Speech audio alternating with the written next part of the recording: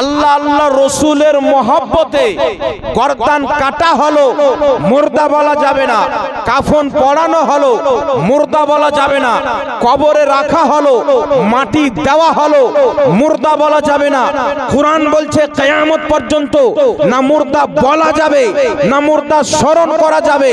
এখন আপনারা বলেন, যেই ব্যক্তি নবীর মহব্বতে নিজের জীবনকে কাটিয়ে দিল, নিজে কুরবান হয়ে গেল, শহীদ হয়ে কবরে চলে গেল, কুরআন বলছে মুর্দা বলা যাবে না, কুরআন বলছে মুর্দা স্মরণ করা যাবে না।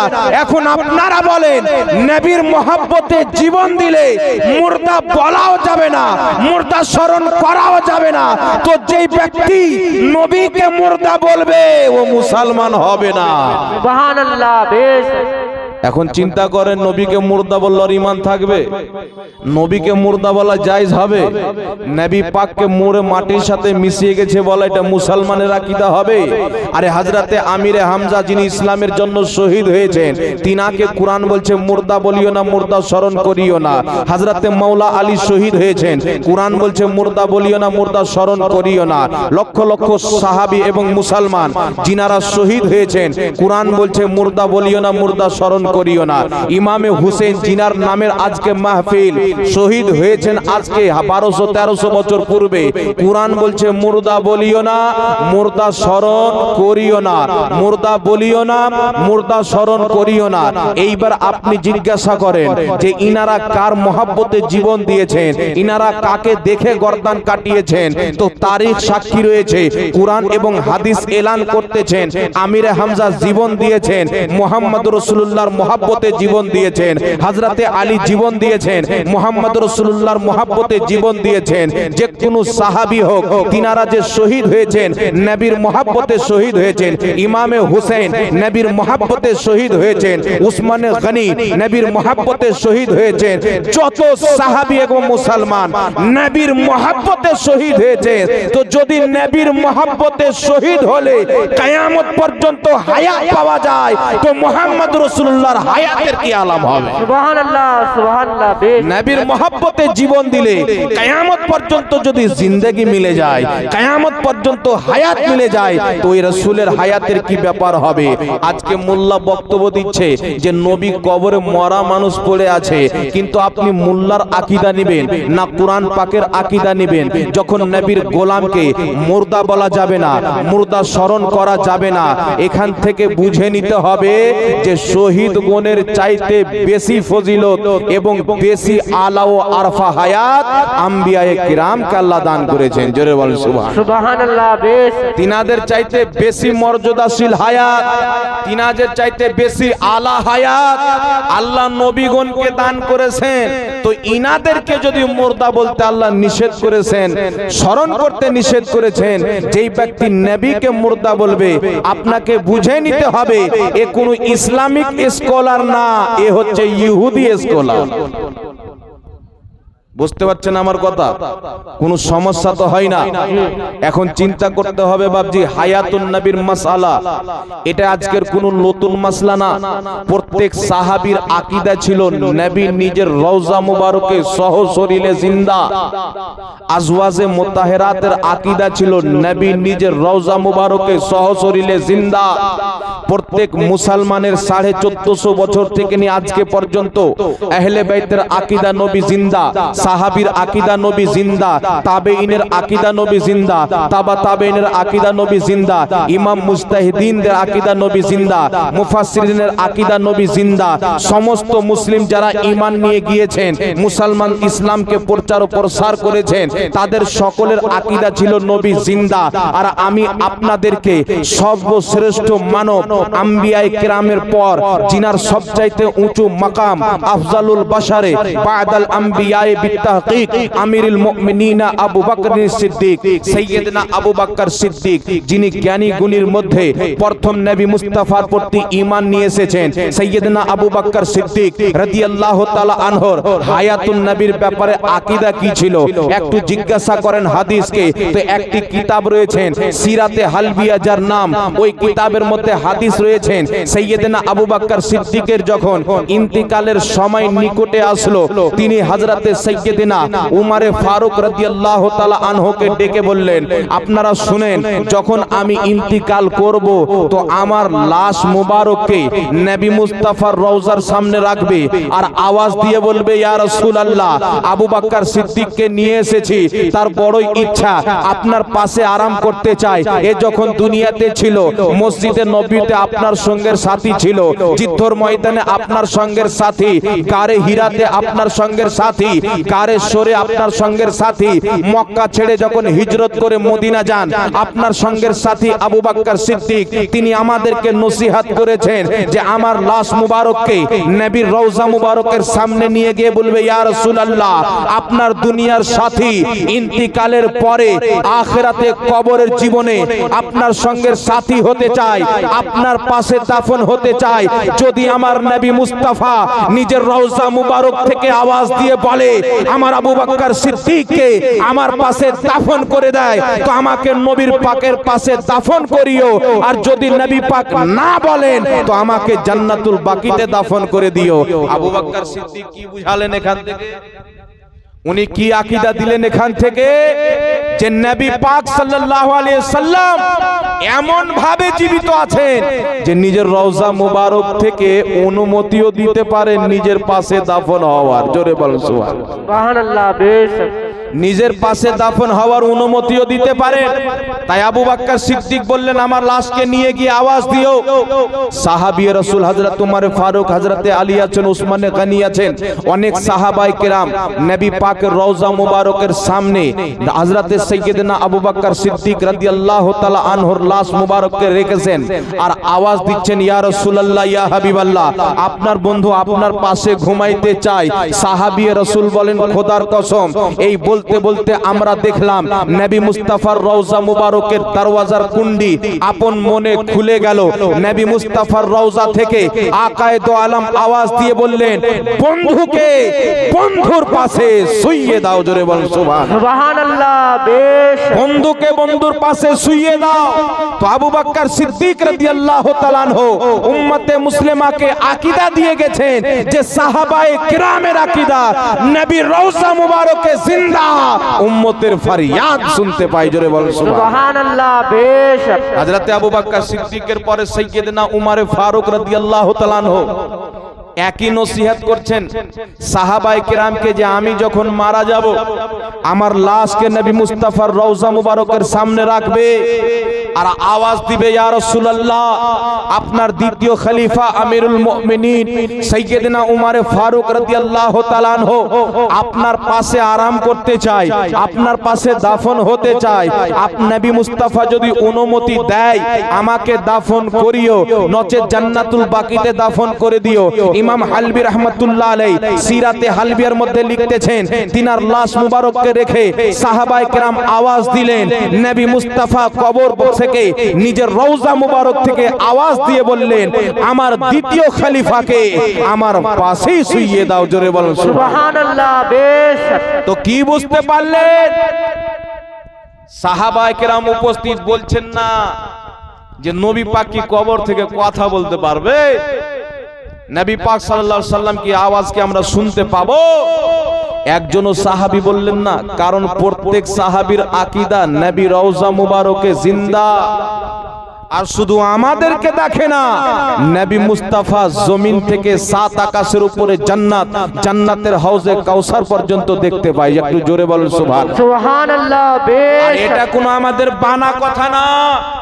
হাদিসটি বুখারী শরীফের মধ্যে নবী পাক সাল্লাল্লাহু আলাইহি ওয়াসাল্লাম সাহাবায়ে কেরামকে সঙ্গে করে উহুদের যুদ্ধতে যিনারা শহীদ হয়েছিলেন ওই সাহাবায়ে কেরামের মাজার জিয়ারত করতে গেলেন।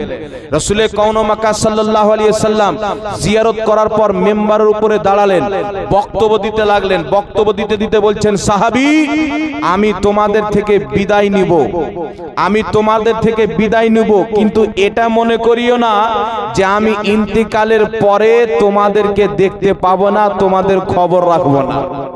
নবী বলছেন, খবরদার, ইন্নী ওয়াল্লাহি লা আনজুরু ইলা হাউজিলান, নিশ্চয় আল্লাহর কসম আমি নবী মুস্তাফা আরবের মাটিতে দাঁড়িয়ে 7 আকাশের উপরে জান্নাত, জান্নাতের হাউজে কাউসারকে আমি জমিনে দাঁড়িয়ে দেখতেছি। জোরে বলেন সুবহানাল্লাহ। সুবহানাল্লাহ। বেশ 7 আকাশের উপরে জান্নাত, 7 আসমান কত দূর? জমিন থেকে প্রথম আকাশ 500 বছরের রাস্তা, ওই আকাশকে পার করতে গিয়ে আবার 500 বছর। তো যেই নবী মুস্তাফা 7 আকাশকে ছিদ্র করে যে নূরে মুহাম্মাদি সাল্লাল্লাহু আলাইহি ওয়াসাল্লামের নূরি নজর মুবারক, চোখ মুবারক 7 আকাশকে ছিদ্র করে জান্নাতের হাউজে কাউসারকে দেখতে পায়, ওই নবী মুস্তাফা মদিনার গুম্বাদে খাজরার তলাতে 2 মণ মাটির তলা থেকে সমস্ত জগতের উম্মতকে দেখতে পায়। জোরে বলেন সুবহানাল্লাহ। সুবহানাল্লাহ। বেশ ইমাম আসবাহানী রাহমাতুল্লাহ আলাইহি হুলিয়াতুল আউলিয়া কিতাবের মধ্যে লিখেছেন, যে কিতাবটি 950 বছর পূর্বে লেখা হয়েছে। এবং ইমাম হাইসামি রাহমাতুল্লাহ আলাইহি মাজমাউজ জাওয়াইদের মধ্যে হাদিসটি লিখেছেন। রাসূল পাক বলছেন, সমগ্র জগৎকে আল্লাহ পাক আমার সামনে উজ্জ্বল করে দিয়েছেন। আমি দেখছি কিয়ামত পর্যন্ত যা হবে। কতদিন পর্যন্ত? একটু জোরে বলতে হবে। কিয়ামত পর্যন্ত যা কিছু ঘটবে আমি নবী মুস্তাফা এমন ভাবে দেখি যেমন হাতের থাবা দেখতে পাওয়া যায়। জোরে বলেন সুবহানাল্লাহ। বেশ আপনি হাতের থাবা দেখেন তো কোনো জিনিস বাকি থাকবে? একটা রায়ের দানা রাখবেন তো দেখতে পাবে। বড় মাথার কি বলে? জুয়া, মাথার উপনকে আপনারা জুয়া বলেন। জুয়া যদি হাতে রাখেন, বড় হোক ছোট হোক, আপনার হাতের থাবাতে রাখবেন, স্পষ্ট দেখতে পাবেন। নবী পাক তো অন্য উদাহরণ দিতে পারতেন, কিন্তু হাতের থাবার উদাহরণ কেন দিলেন? নবী পাক সাল্লাল্লাহু আলাইহি ওয়াসাল্লাম হাতের থাবার উদাহরণ দিয়ে বুঝিয়ে দিলেন যে কিয়ামত পর্যন্ত যা কিছু ঘটবে আমি নবী মুস্তাফা এমন ভাবে দেখি যেমন হাতের থাবা দেখতে পাওয়া যায়, অর্থাৎ এমন ভাবে দেখি যেমন স্পষ্ট দেখতে পাওয়া যায়, কোনো জিনিস লুকায়িত থাকে না। জোরে বলেন সুবহানাল্লাহ। বেশ থাবাতে যখন রাখবেন স্পষ্ট দেখতে পাবেন। তো নবী পাক সাল্লাল্লাহু আলাইহি ওয়াসাল্লাম কিয়ামত পর্যন্ত যা কিছু হবে দেখেন, এটা রাসূল বলছেন। এখন রাসূল পাকের আকীদা নেবেন না ওয়াহাবীর আকীদা নেবেন? ওয়াহাবী মনে করছে যে নবী পাক ইন্তিকাল করেছেন, শেষ হয়ে গেছে। তো নবী পাক যদি ইন্তিকাল করলে শেষ হয়ে যায়, তাহলে আজান থেকে নবীর নাম বের করে দাও, নামাজ থেকে নবীর সালাম বের করে দাও, নামাজ থেকে নবীর দুরূদ বের করে দাও। আর আমাদের আকীদা কিয়ামত তো কিয়ামত, নবী পাক সাল্লাল্লাহু আলাইহি ওয়াসাল্লাম যতদিন দুনিয়া আছে নবী মুস্তাফা আল্লাহর রাসূল আছে। জোরে বলেন সুবহানাল্লাহ। সুবহানাল্লাহ। সুবহানাল্লাহ। ছিলেন, বর্তমানেও আছে। এখনো যদি কেউ কালেমা পাঠ করে মুসলমান হয়, ওকে নবীকে নবী বলেই মানতে হবে। ঈসা আলাইহিস সালাম যদি চলে আসেন, তিনাকে মুহাম্মদ রাসূলুল্লাহর কলমা পাঠ করতে হবে। মুসা নবীকে যদি পাঠানো হয়, নবী মুস্তাফার কলমা পাঠ করতে হবে। কারণ কিয়ামত পর্যন্ত মুস্তাফা এমন নবী যে কিয়ামত পর্যন্ত মুস্তাফাকে মুর্দা বলা যাবে না। কিয়ামত পর্যন্ত মুস্তাফা জিন্দা নবী। জোরে বলুন সুবহানাল্লাহ। সুবহানাল্লাহ। বেশ এটাই আবু বকর সিদ্দিকের আকীদা, এটাই উমর ফারুকের আকীদা। এইবার রাসূল পাকের আকীদা দেখেন। আল্লাহ পাক কোরআনে আকীদা দিয়েছেন, সাহাবায়ে কেরামের আকীদা হলো, নিজে নবী পাকের আকীদা দেখেন। রাসূল পাক সাল্লাল্লাহু আলাইহি ওয়াসাল্লাম বলেন, হাদিসটি মিশকাত শরীফ 122 পৃষ্ঠার মধ্যে, হাদিসটি ইবনে মাজাহ শরীফের মধ্যে। এই হাদিসটিকে ইমাম বদরুদ্দিন আইনি রহমাতুল্লাহ আলাইহি বুখারী শরীফের শারা উমদাতুল কারির মধ্যে বলেছেন যে হাদিসটি সহিহ। ইমাম বদরুদ্দিন আইনি, যাকে সবাই মানে, নজদিরাও মানে, দুমকাটারাও মানে, সবাই মানে, তিনি বলছেন হাদিসটি সহিহ। হায়াতুল আম্বিয়া কিতাবের মধ্যে ইমাম বাইহাকি রাহমাতুল্লাহ আলাইহি বলছেন হাদিসটি সহিহ। ইমাম জালালউদ্দিন সুয়ুতি রাহমাতুল্লাহ আলাইহি বলছেন হাদিসটি সহিহ। নবী পাক সাল্লাল্লাহু আলাইহি ওয়াসাল্লাম বলছেন, ইন্নাল্লাহা হারামা আলাল আরদি আন তাকুলা আজসাদাল আম্বিয়া ফানাবিয়ুল্লাহু হাইয়ুন ইরযুক। নবী পাক বলছেন নিশ্চয় আল্লাহ জমিনের উপরে হারাম করে দিয়েছেন, জমিন কোন নবীর দেহকে খেতে পারে না। প্রত্যেক নবী নিজের কবরে জিন্দা আল্লাহর পক্ষ থেকে রিজিক প্রাপ্ত। একটু জোরে বলেন সুবহানাল্লাহ। সুবহানাল্লাহ বেশক। এটা সহিহ হাদিস। কিন্তু বর্তমানের যারা ওয়াহাবি নিজেকে আহলে হাদিস বলেন, কিন্তু আমি আল্লাহর কসম খেয়ে বলছি এরা হলো হাদিসের দুশমন। এদের একটি অ্যাপস আছে আল হাদিস, এই হাদিসের মধ্যে এই হাদিসটিকে লিখেছে হাসান আর নিচে লিখছে সহি প্রবাহিত, মানুষকে ধোকায় ফেলার জন্য। মানে সহি হাদিসকে জাল বানানো, জাল হাদিসকে সহি বানানোর ফ্যাক্টরির নামে আহলে হাদিস, হাদিসের চোরের নামে আহলে হাদিস। মুসান্নাফে ইবনে আবি শাইবার মধ্যে অনেক হাদিসকে তারা পরিবর্তন করেছে। মুসান্নাফে আব্দুর রাজ্জাকের মধ্যে অনেক হাদিসকে পরিবর্তন করেছে। কিন্তু রাসূল পাক সাল্লাল্লাহু আলাইহি সাল্লামের এই হাদিসকে অনেক মুহাদ্দিসিন সহিহ বলেছেন, তাদের ভাড়া টিকবে না। জোরে বলেন সুবহানাল্লাহ। সুবহানাল্লাহ বেশক। মুসলিম শরীফের মধ্যে হাদিস, রাসূল পাক সাল্লাল্লাহু আলাইহি ওয়াসাল্লাম বলেন মারারতু আলা মুসা ওয়া হুয়া ইউসাল্লি ফি কবরিহি, আমি মুসা নবীর পাশে দিয়ে গেলাম মেরাজের রাত্রিতে, তো মুসা নবী নিজের কবরে নামাজ পড়ছেন। জোরে বলেন সুবহানাল্লাহ। সুবহানাল্লাহ সুবহানাল্লাহ। মুসা নবী নিজের কবরে নামাজ পড়ছেন। মাজমাউজ জাওয়াইদের মধ্যে ইমাম হাইসামি হাদিস লিখেছেন। তারপরে আপনার মুসনাদে বাজ্জারের মধ্যে হাদিস, মুসনাদে আবু ইয়ালার মধ্যে সহিহ সনদে হাদিসটি বর্ণিত হয়েছে। আমাদের ইমামগণ তো থাক, ওয়াহাবিদের কাটমুল্লাহ নাসিরউদ্দিন আলবানীও হাদিসটিকে সহিহ বলেছে। বলেন সুবহানাল্লাহ। সুবহানাল্লাহ। নবী পাক সাল্লাল্লাহু আলাইহি সাল্লাম বলেন আল আমবিয়া ও আহইয়াউন ফি কুবুরিহিম ইউসাল্লুন, আল্লাহর প্রত্যেক নবী নিজের কবরে জীবিত, তারা নামাজ আদায় করে। একটু জোরে জোরে সুবহানাল্লাহ বেশক। প্রত্যেক নবী জীবিত, তারা কবরে নামাজ আদায় করে। একটি কথা মনে রাখবেন, নামাজ কিন্তু আত্মার উপরে ফরজ না। আপনার দেহেতে যতদিন পর্যন্ত আত্মা রয়েছে আপনার উপরে নামাজ ফরজ রয়েছে। কারণ রাসূল পাক সাল্লাল্লাহু আলাইহি সাল্লাম বলেন যখন মানুষ মারা যায় প্রত্যেক আমল থেকে সে বঞ্চিত হয়ে যায়, প্রত্যেক আমল থেকে বঞ্চিত হয়ে যায়, নামাজ থেকে বঞ্চিত, রোজা থেকে বঞ্চিত, হজ থেকে বঞ্চিত, যাকাত থেকে বঞ্চিত। আপনার আত্মা বেরিয়ে গেল, নামাজ পড়তে পারবেন না, রোজা রাখতে পারবেন না, হজ করতে পারবেন না, যাকাত দিতে পারবেন না। কারণ নামাজ ওই ব্যক্তির জন্য ফরজ যেই ব্যক্তি সহ শরীরে জিন্দা, আত্মার উপরে নামাজ ফরজ না। তো বুঝা গেল আল্লাহর নবীগণ, আল্লাহ পাকের রাসূলগণ নিজের কবর মুবারকে তেমনই ভাবে জীবিত আছেন যেমন মদিনাতে জীবিত ছিলেন, যেমন মক্কাতে জীবিত ছিলেন, যেমন হযরতে আয়েশার হুজরাতে জীবিত ছিলেন, যেমন সাহাবায়ে কেরামের মেম্বারে জীবিত ছিলেন, যেমন মসজিদে নববীতে জীবিত ছিলেন। নবী আমার তেমনই জীবিত যেমন দুনিয়াতে জীবিত ছিলেন। তার কারণে আলা হযরত আজিমুল বরকত ইমাম ইশক মোহাব্বত বলেন যে তু জিন্দা হে ওয়াল্লাহ, তু জিন্দা হে ওয়াল্লাহ, মেরে চশমে আলম সে ছুপ জানে ওয়ালা। সুবহানাল্লাহ সুবহানাল্লাহ বেশক। রাসূল পাক সাল্লাল্লাহু আলাইহি সাল্লাম নিজের রওজা মুবারকে জিন্দাতে কোনো সন্দেহ নাই। আর শুধু নবী পাক না, প্রত্যেক নবী আর তিনারা নিজের রওজা মুবারকে জিন্দা, যেখানে চান যেতে পারে। সুবহানাল্লাহ বলে, যেখানে চান যেতে পারে। আর এর দলিল সেহায়ে সিত্তার মধ্যে আপনারা সকলে শুনেছেন নবী পাক সাল্লাল্লাহু আলাইহি সাল্লাম মসজিদে আকসাতে যখন মেরাজের রাত্রিতে উপস্থিত হলেন, মিশকাত শরীফের মধ্যে হাদিস, রাসূল পাক যখন উপস্থিত হলেন তো প্রত্যেক নবী নিজের কবর মুবারক থেকে বেরিয়ে এসে আমাদের নবীর পিছনে নামাজ পড়লেন। সুবহানাল্লাহ বলেন। সুবহানাল্লাহ। হাজারো বছর পূর্বে আদম নবীর ইন্তেকাল হয়েছেন, আজকে নামাজ পড়ছেন মুস্তাফার পিছনে। ইব্রাহিম নবীর হাজারো বছর পূর্বে ইন্তেকাল হয়েছে, নামাজ পড়ছেন মসজিদ আকসাতে নবী মুস্তাফার পিছনে। প্রত্যেক নবী নিজের রওজা থেকে উঠে এসে নবী পাকের পিছনে নামাজ পড়ছেন। এখন আপনারা বলেন, হাজারো বছর পূর্বে ইন্তিকাল করেছেন আদম নবী, নিজের কবর থেকে উঠে এসেছেন কোথায়? মসজিদে আকসাতে। ইব্রাহিম নবী নিজের কবর থেকে এসেছেন মসজিদে আকসাতে।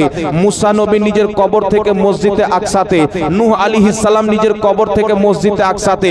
তো যখন প্রত্যেক নবী নিজের রওজা মুবারক থেকে মসজিদে আকসাতে আসতে পারে, তো যিনি সমস্ত নবীদের নবী মদিনা শরীফ থেকে যেখানে চান নিজের গোলামদের বাড়িও আসতে পারে। জোরে বল সুবহানাল্লাহ সুবহানাল্লাহ। सुना है आप हर आशिक के घर तशरीफ लाते हैं, मेरे घर में भी हो जाए चिरागा या रसूल। সুবহানাল্লাহ।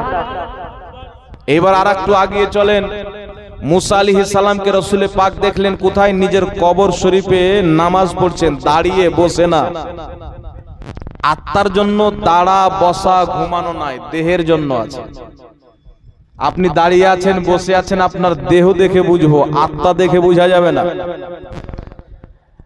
তো মুসা আলাইহিস সালাম দাঁড়িয়ে নামাজ পড়ছেন, মুসলিম শরীফের মধ্যে সহি হাদিস। তো মুর্দা কোনদিন দাঁড়ায় বাবজি? একটু জোরে বলতে হবে, মুর্দা দাঁড়ায়? কোনদিন দেখেছেন যে আপনাদের গ্রামের লোক মারা গেল, গা ধোয়াচ্ছেন আর বলছে চল হট আমি নিজে গা ধুয়ে নিচ্ছি? শুনেছেন? কবরে নিয়ে যাচ্ছেন, খাট থেকে মুখ নিচে করে বলছে এই নামা আমি হেঁটে যাচ্ছি কবর, বলছে। কারণ তার মধ্যে আত্মা নাই। আর যার মধ্যে আত্মা নাই, দাঁড়া তো দূরের কথা, হাত পর্যন্ত হিলাতে পারে না, চোখের পলক খুলতে পারে না, জবান হিলাতে পারে না। যতক্ষণ পর্যন্ত আপনার মধ্যে আত্মা আছে, আপনি কথা বলতে পাচ্ছেন, দেখতে পাচ্ছেন, শুনতে পাচ্ছেন, চলতে পাচ্ছেন, ফিরতে পাচ্ছেন। আত্মা যেমনই বেরিয়ে গেল, আপনার বডি খতম হয়ে গেল। একদিন থেকে 2 দিন যদি রাখা যায়, আপনার বডি থেকে দুর্গন্ধ বের হবে, পোকামাকড় রাখতে আরম্ভ হবে। কিন্তু আম্বিয়ায়ে কিরাম সহ শরীরে জিন্দা, তিনারা হাজারো বছর পর নিজের কবরে দাঁড়িয়ে নামাজ পড়ছেন, অর্থাৎ সহ শরীরে তিনারা জিন্দা আছেন। জোরে বলেন সুবহানাল্লাহ সুবহানাল্লাহ। এইবার চলে আসেন নবীগণ মসজিদ আকসাতে এসে নামাজ পড়লেন। নবী পাক সাল্লাল্লাহু আলাইহি সাল্লাম প্রথম আকাশে গেলেন, দেখছেন আদম আলাইহিস সালাম উপস্থিত আছেন। নবী পাক বলছেন জিবরিল ইনি কে? তো জিবরিল আলাইহিস সালাম বলছেন হুজুর ইনি আদম আলাইহিস সালাম। আদম আলাইহিস সালাম সালাম দিলেন, খুশ আমদেদ বললেন। আচ্ছা আপনারা বলেন, এই জমিন থেকে প্রথম আকাশ 500 বছরের রাস্তা। কত বছরের রাস্তা? 500 বছরের রাস্তা। তো আদম আলাইহিস সালাম নিজের রওজা মুবারক থেকে 500 বছর রাস্তা পার করে যদি আকাশে যেতে পারে, তো যিনি আদমেরও নবী, ওই নবী নিজের রওজা থেকে কোথাও যেতে পারে না? পারে কি পারে না? স্বাভাবিক ব্যাপার। এক নবীর জন্য মানছো, আর এক নবীর জন্য মানো না। আরে প্রত্যেক নবীর শক্তিকে 1,24,000 কমবেশ আম্বিয়ায়ে কেরাম রাসূলানে এজামের তাকতকে, শক্তিকে, মুজিজাকে যখন একত্রিত করা হবে, তো মুহাম্মদুর রাসূলুল্লাহর পাওয়ার তৈরি হবে। জোরে বল সুবহানাল্লাহ সুবহানাল্লাহ। মুহাম্মদুর রাসূলুল্লাহর শক্তি তৈরি হবে। আদম আলাইহিস সালাম যদি নিজের রওজা থেকে প্রথম আকাশে যেতে পারে, মুস্তাফা জানের রহমত মদিনা শরীফ থেকে যেখানে চান যেতে পারে। জোরে বল সুবহানাল্লাহ। বেশক এতে কোনো সন্দেহ নাই, কোনো ডাউট নাই। ইমাম জালালউদ্দিন সুয়ুতী রাহমাতুল্লাহ আলাইহি শারহুস সুদূর কিতাবের মধ্যে লিখেছেন, যেই ইমামকে হাত ঝাড়ওয়াও মানে, যেই ইমামকে সবাই মানে, ইমাম জালালউদ্দিন সুয়ুতী বলেন নবী পাক সাল্লাল্লাহু আলাইহি সাল্লাম নিজের রওজা মুবারকে সহ শরীরে জিন্দা, যেখানে চান যেতে পারেন। যদি চান তো কোনো আশিকের জানাজার নামাজও পড়তে আসতে পারে। ইমাম জালালউদ্দিন সুয়ুতী লিখছেন, এটা ইমামদের আকীদা, সাহাবীদের আকীদা, নবী কবরে জিন্দা। স্বয়ং আল্লাহ কোরআনে আকীদা দিচ্ছেন শহীদগণ জিন্দা, তাদের চাইতে তো নবীগণ আরো বেশি হায়াতশীল। তো সবারই যখন এই আকীদা, তো আজকে যেই মৌলবি বলছে যে নবী কবরে মরা মানুষ পড়ে আছে, তো আপনাকে বুঝে নিতে হবে তার কাছে কোরআনের ইসলাম নাই, তার কাছে মুহাম্মদ রাসূলুল্লাহর ইসলাম নাই, তার কাছে হাদিসের ইসলাম নাই, তার কাছে আবু বকর ওমরের ইসলাম নাই, তার কাছে সাহাবার ইসলাম নাই, তার কাছে ইমাম ও মুহাদ্দিসিনের ইসলাম নাই। সেই ইসলাম পেলো কোথায় থেকে? এই ইসলাম পেয়েছে তারা ইহুদির কাছ থেকে। আর সুন্নি বলে নবী মুস্তাফা জিন্দা, তাদের ইসলাম হচ্ছে স্বয়ং কোরআন থেকে। সুন্নিদের ইসলাম স্বয়ং কোরআন থেকে, সুন্নিদের ইসলাম স্বয়ং হাদিস থেকে। সুন্নিরা আকীদা নিয়েছে কোরআন ও সুন্নাহ থেকে, রাসূল থেকে, আবু বকর থেকে, ওমর ও উসমান থেকে।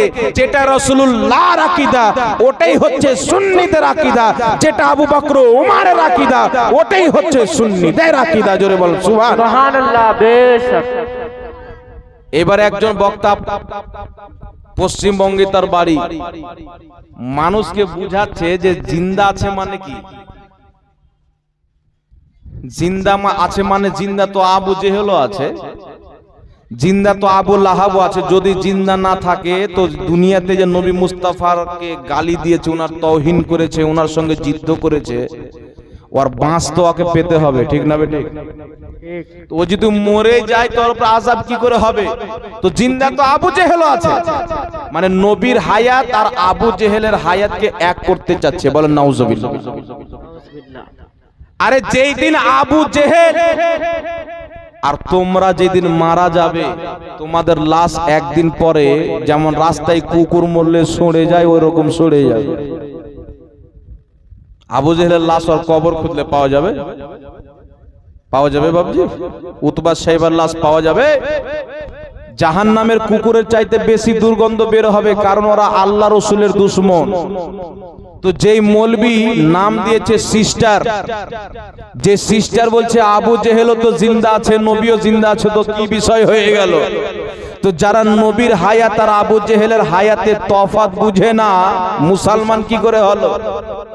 আবু জেহেল যখন মরলো তো মাটি তাকে এমন ভাবে নিস্তর নাবুদ করলো, তার কবরে হাড্ডি পর্যন্ত বাকি নাই। কিন্তু নবী মুস্তাফা তো নবী মুস্তাফা, তিনার মান্যকারী আশিক যখন মারা যায়, হাজারো বছর পর তার কবরকে যদি খোদা হয়, জিন্দা লাশ বের হবে। বলেন সুবহানাল্লাহ। সুবহানাল্লাহ। বেশ। আজ থেকে কয়েকদিন পূর্বে আপনার বেরেলি শরীফে একজন বুজুর্গের মাজারকে খোদা হলো রোডে পড়ার জন্য। 600 বছর পর যেমন লাশ দাফন করেছিল তেমনই বেরিয়েছে। জোরে বলেন সুবহানাল্লাহ। ওয়াহাবিরা যখন জান্নাতুল বাকির মাজারগুলিকে ভাঙলো, সেখানে প্রিয় সাহাবী জহির বিন কাইস রাদিয়াল্লাহু তাআলা আনহুর লাশ মুবারক বেরিয়ে গেল।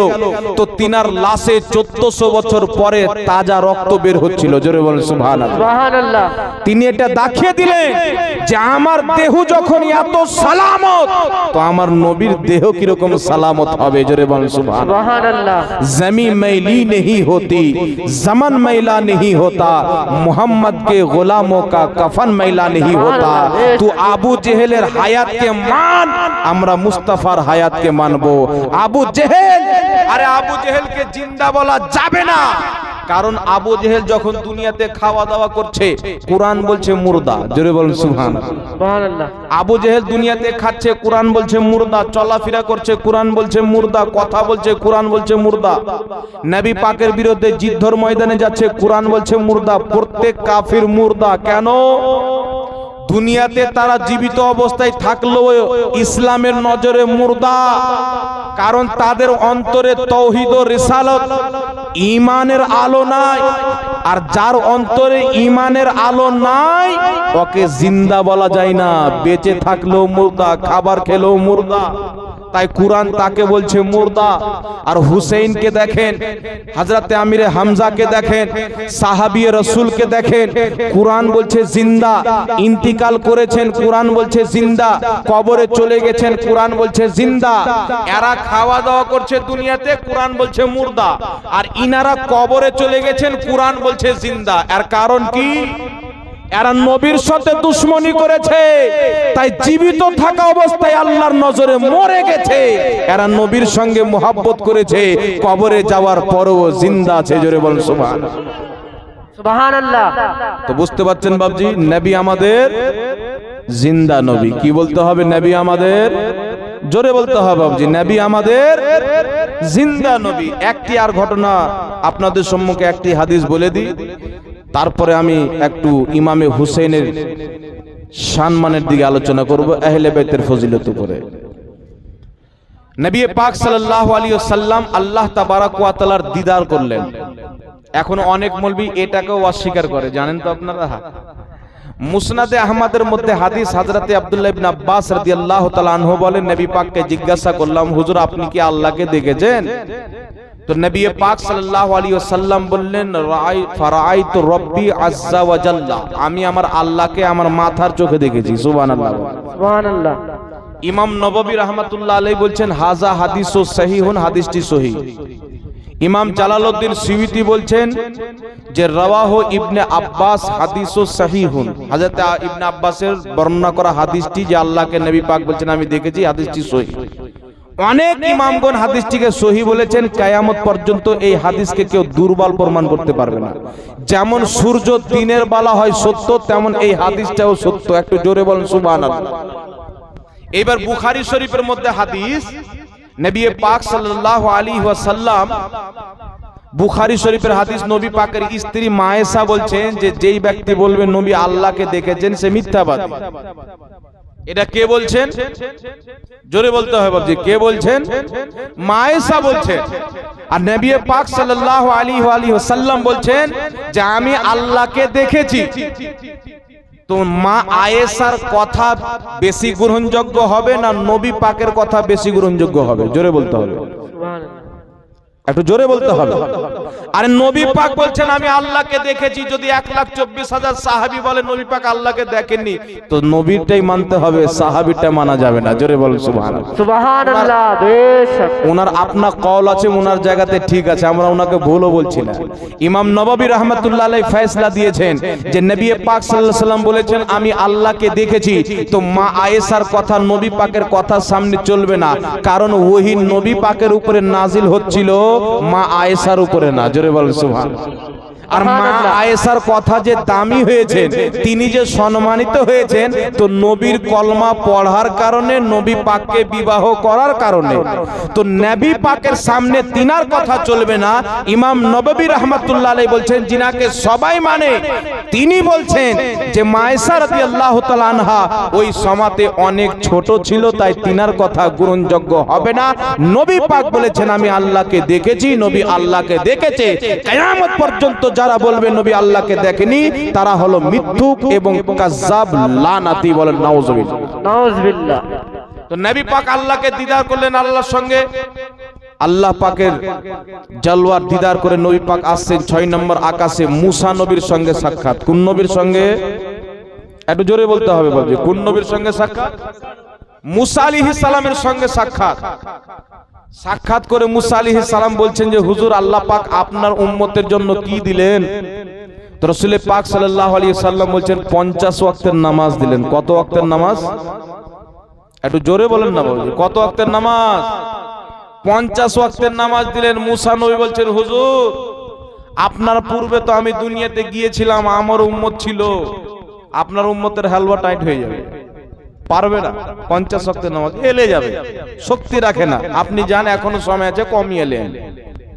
নবী পাক সাল্লাল্লাহু আলাইহি সাল্লাম উম্মতের দরদি গেলেন, আল্লাহ তাবারক ওয়া তাআলা 5 ওয়াক্তের নামাজ কমালেন। জোরে বলেন সুবহানাল্লাহ। সুবহানাল্লাহ। আবার মুসা নবীর সঙ্গে সাক্ষাৎ, আবার একই কথা হলেন। নবী পাক সাল্লাল্লাহু আলাইহি সাল্লাম 9 বার গেলেন, 45 ওয়াক্তের নামাজ কমা হলো।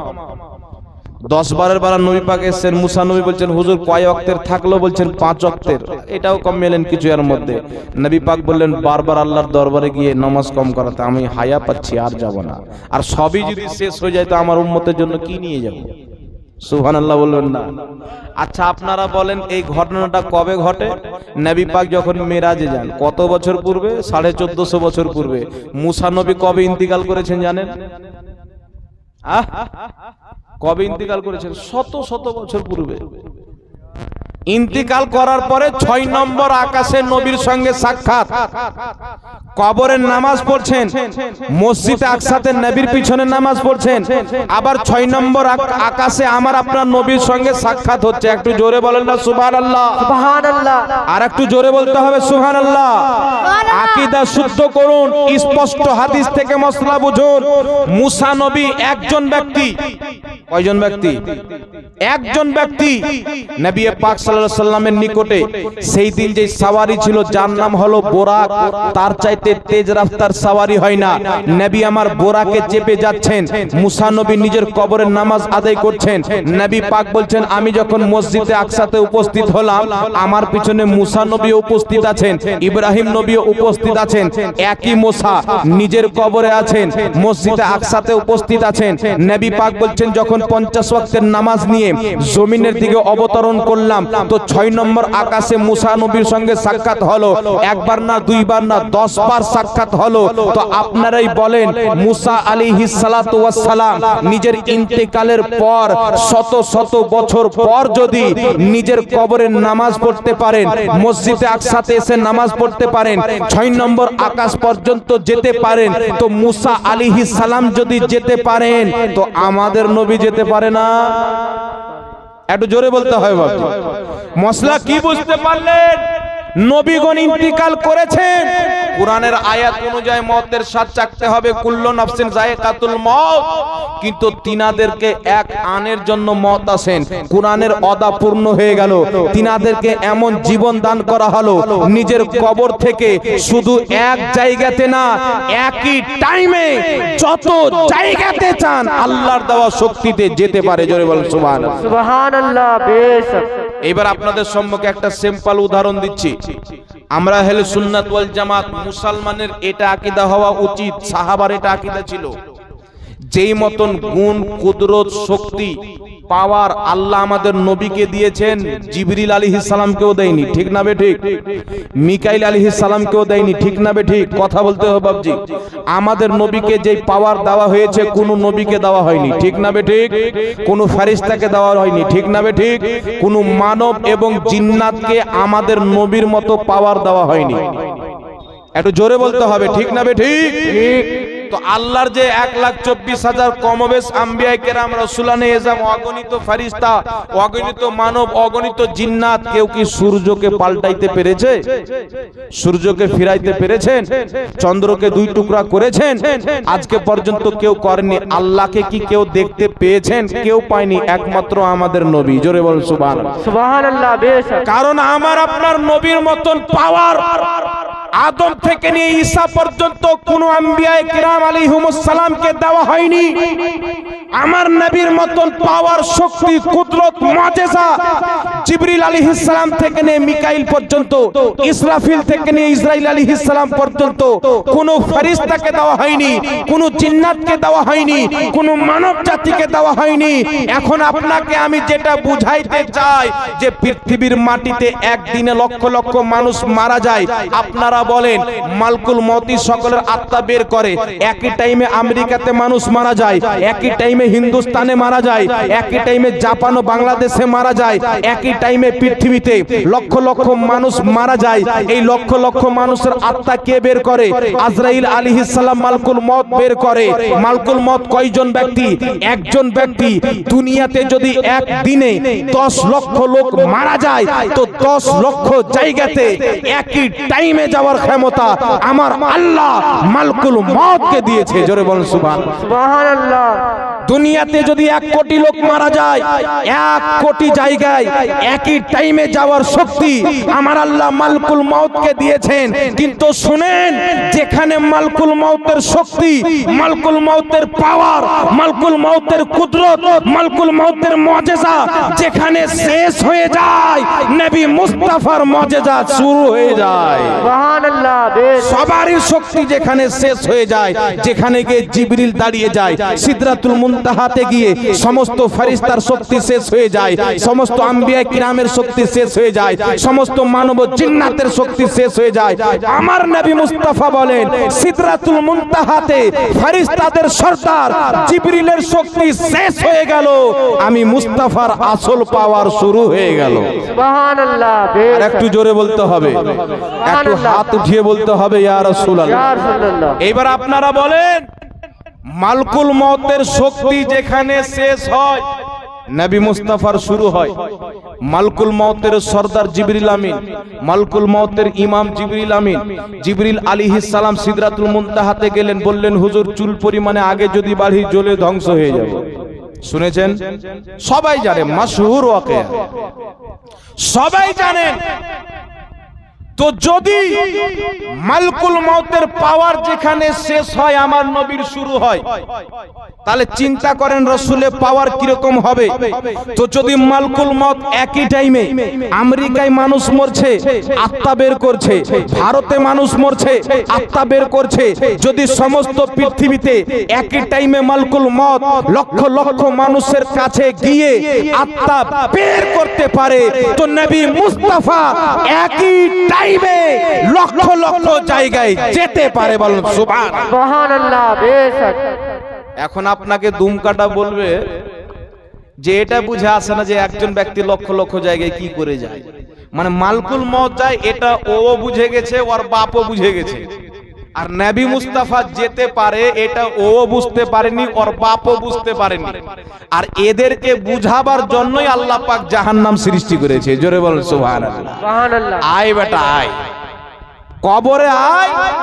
আর জাহান্নাম ডাকছে আয় বেটা কবরে যখন আসবি তো আমি তোকে সব বুঝিয়ে দেবো, কোনো টেনশন করতে হবে না।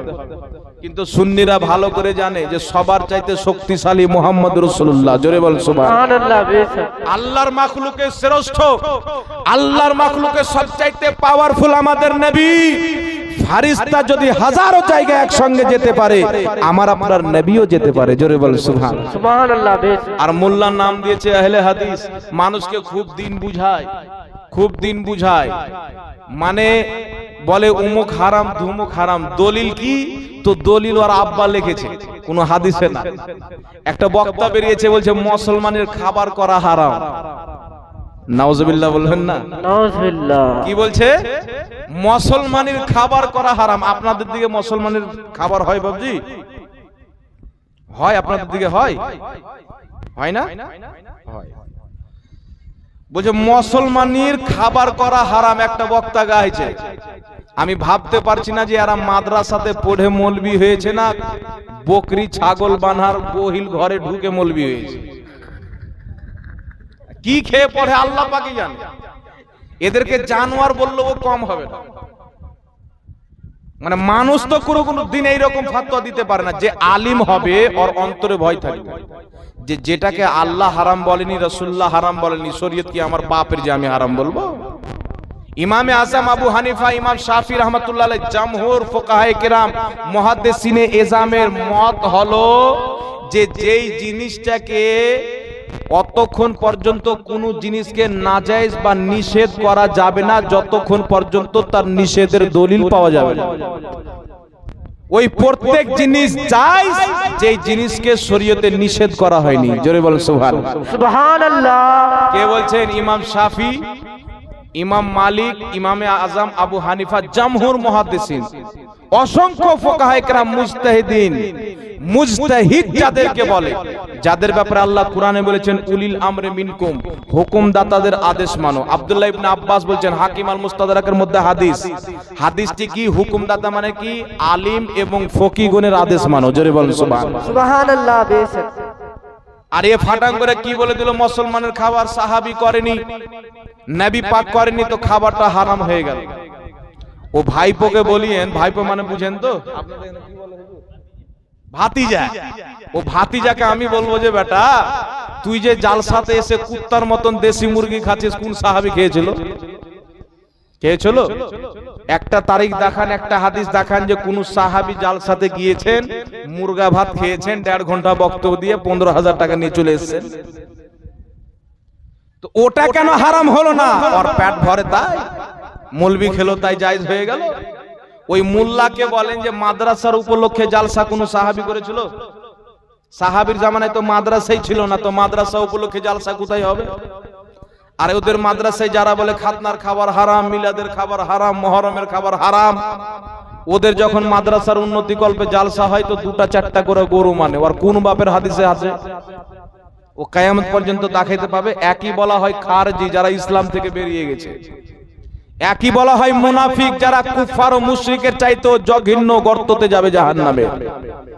জাহান্নামের তাবকা সবচাইতে যেটা গর্ত, যেটার ব্যাপারে রাসূল পাক সাল্লাল্লাহু আলাইহি ওয়াসাল্লাম বলেছেন এখানে মুনাফিক থাকবে, তারপরে মুশরিক থাকবে। তো এদের স্থানও তাই, নিজের জন্য জায়েজ করে নিল আর জায়েজগুলোকে নাজায়েজ করে দিল। আচ্ছা আপনারা বলেন অনেক খাবার আছে যেটা সাহাবীরা খায়নি, এরা খায়। কোন সাহাবী মসজিদে ইমামতি করে এইভাবে বাড়ি বাড়ি 100 টাকা করে উঠিয়ে বেতন লেয়নি, বাড়ি বাড়ি খায়নি। এরা খায় কি খায় না বাবজি? জোরে বলতে হবে। আপনাদের আশেপাশে যদি ওয়াহাবি থাকে তো দেখিয়ে ইমাম বাড়ি বাড়ি খায় কি খায় না? খায় না। কোন সাহাবী খেয়েছিল? ওকে বলতে হবে যে ভাই তুই যে খাচ্ছিস তো সাহাবী খায়নি, আর যেটা সাহাবী খায়নি ওই খাবারটা যদি হারাম হয়ে যায় তো তুই তো বাড়ি বাড়ি হারাম খাচ্ছিস, তুই তো হারামখোর মৌলবি হয়ে গেলি। কিন্তু খাতনা উপলক্ষে খাওয়া দাওয়া যে কাজটা হাদিস থেকে প্রমাণিত, ওই কাজটা এদের নিকটে হারাম কি করে হয়ে গেল? এরা শরীয়তে হাদিসের শরীয়ত মানে না ইহুদির শরীয়ত মানে? আমি আপনাদের সম্মুখে একটি হাদিস বলছি। হাদিসটি হচ্ছে আল আদবুল মুফরাদ কিতাবের মধ্যে ইমাম বুখারী হাদিস নিয়েছেন। হাদিসটি হচ্ছে 1246 নম্বর হাদিস। কিতাবটির নাম আল আদবুল মুফরাদ, হাদিস নাম্বার 1246। বুঝতে পেরেছেন? এই হাদিসের মধ্যে আছে হযরতে সেলিম রাদিয়াল্লাহু তাআলা আনহু বলছেন যে আমার এবং নাইমের দুইজন ব্যক্তির খাতনা দেওয়ার, মুসলমানি দেওয়ার আদেশ দিলেন হযরতে ইবনে উমর রাদিয়াল্লাহু তাআলা আনহু। তিনি আদেশ দিলেন এবং খাতনার খুশিতে একটা মেন্ডা মেষ জবাই করার আদেশ দিলেন। আর আমরা বাচ্চাদের মধ্যে আনন্দের সহিত খুশি খুশি বলতাম যে আমাদের জন্য মেন্ডা জবাই হয়েছে, খাতনা উপলক্ষে আমরা খাবো। জোরে বলেন সুবহানাল্লাহ। ইমাম বুখারী বাব কি বেনেছেন? বাবু দাওয়াত ফিল খিতান। খাতনা উপলক্ষে, খাতনার দাওয়াত, মুসলমানের দাওয়াত উপলক্ষে চ্যাপ্টার বেঁধেছেন, অধ্যায় কায়েম করেছেন। আর চ্যাপ্টার হলো মুহাদ্দিসিনের আকীদা। জোরে বলেন সুবহানাল্লাহ। যে হাদিস আনার জন্য চ্যাপ্টার বানা হয়, বাব বানা হয়, অতি মুহাদ্দিসিনের আকীদা প্রমাণিত হয়। ওই বাব বানলেন, ওই বাব অনুযায়ী হাদিস নিয়ে আসবেন। তো সাহাবায়ে কেরাম হযরতে আব্দুল্লাহ ইবনে উমর রাদিয়াল্লাহু তাআলা আনহু, হযরতে সালিমের, হযরতে নুঈম রাদিয়াল্লাহু তাআলা আনহুমার খাতনার আদেশ দিলেন, একটা মেন্ডা মেষ জবাই করার আদেশ দিলেন এবং বাচ্চাদেরকে আনন্দের সহিত খুশি করে সবাইকে খাওয়া দাওয়া করার পারমিশন দিলেন। জোরে বলেন সুবহানাল্লাহ। সুবহানাল্লাহ। মুসলমানি উপলক্ষে দাওয়াত দেওয়া নাজায়েজ হলো না জায়েজ হলো বাবজি? সাহাবা যেটা করেছেন জায়েজ হবে না নাজায়েজ হবে? একটু জোরে বলতে হবে। এইবার আপনাকে বলতে পারে যে হাদিসটি জয়ীফ। এদের কাছে যখন কোনো হাতিয়ার থাকে না বলবে হাদিসটি জয়ীফ। আর এদের অ্যাপসে দেখবেন তো যত হাদিস এদের বিরুদ্ধে যতই সহিহ থাকুক জয়ীফ, কোরআনের আয়াত থাকলেও ইদিক উদিক তাফসীর করে উড়িয়ে দেয়। এটা এদের চরিত্র। তারা বলতে পারে যে হযরতে আব্দুল্লাহ ইবনে উমর রাদিয়াল্লাহু তাআলা আনহু, হযরতে সালিম, হযরতে নুঈম রাদিয়াল্লাহু তাআলা আনহু খাতনা উপলক্ষে যে মেষ জবাই করে দাওয়াত দিয়ে খাওয়া দাওয়ার ব্যবস্থা করেছিলেন, এই হাদিসটা হলো জয়ীফ। বলতে পারে কি পারে না?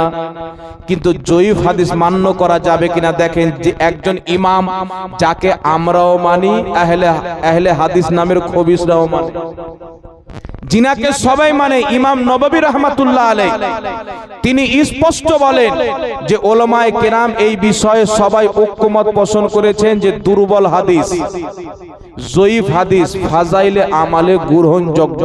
জোরে বলেন সুবহানাল্লাহ। সুবহানাল্লাহ। বেশক ইমাম নববী রাহমাতুল্লাহ আরবাঈন কিতাব প্রথম খণ্ড 20 নম্বর পৃষ্ঠার মধ্যে লিখেছেন।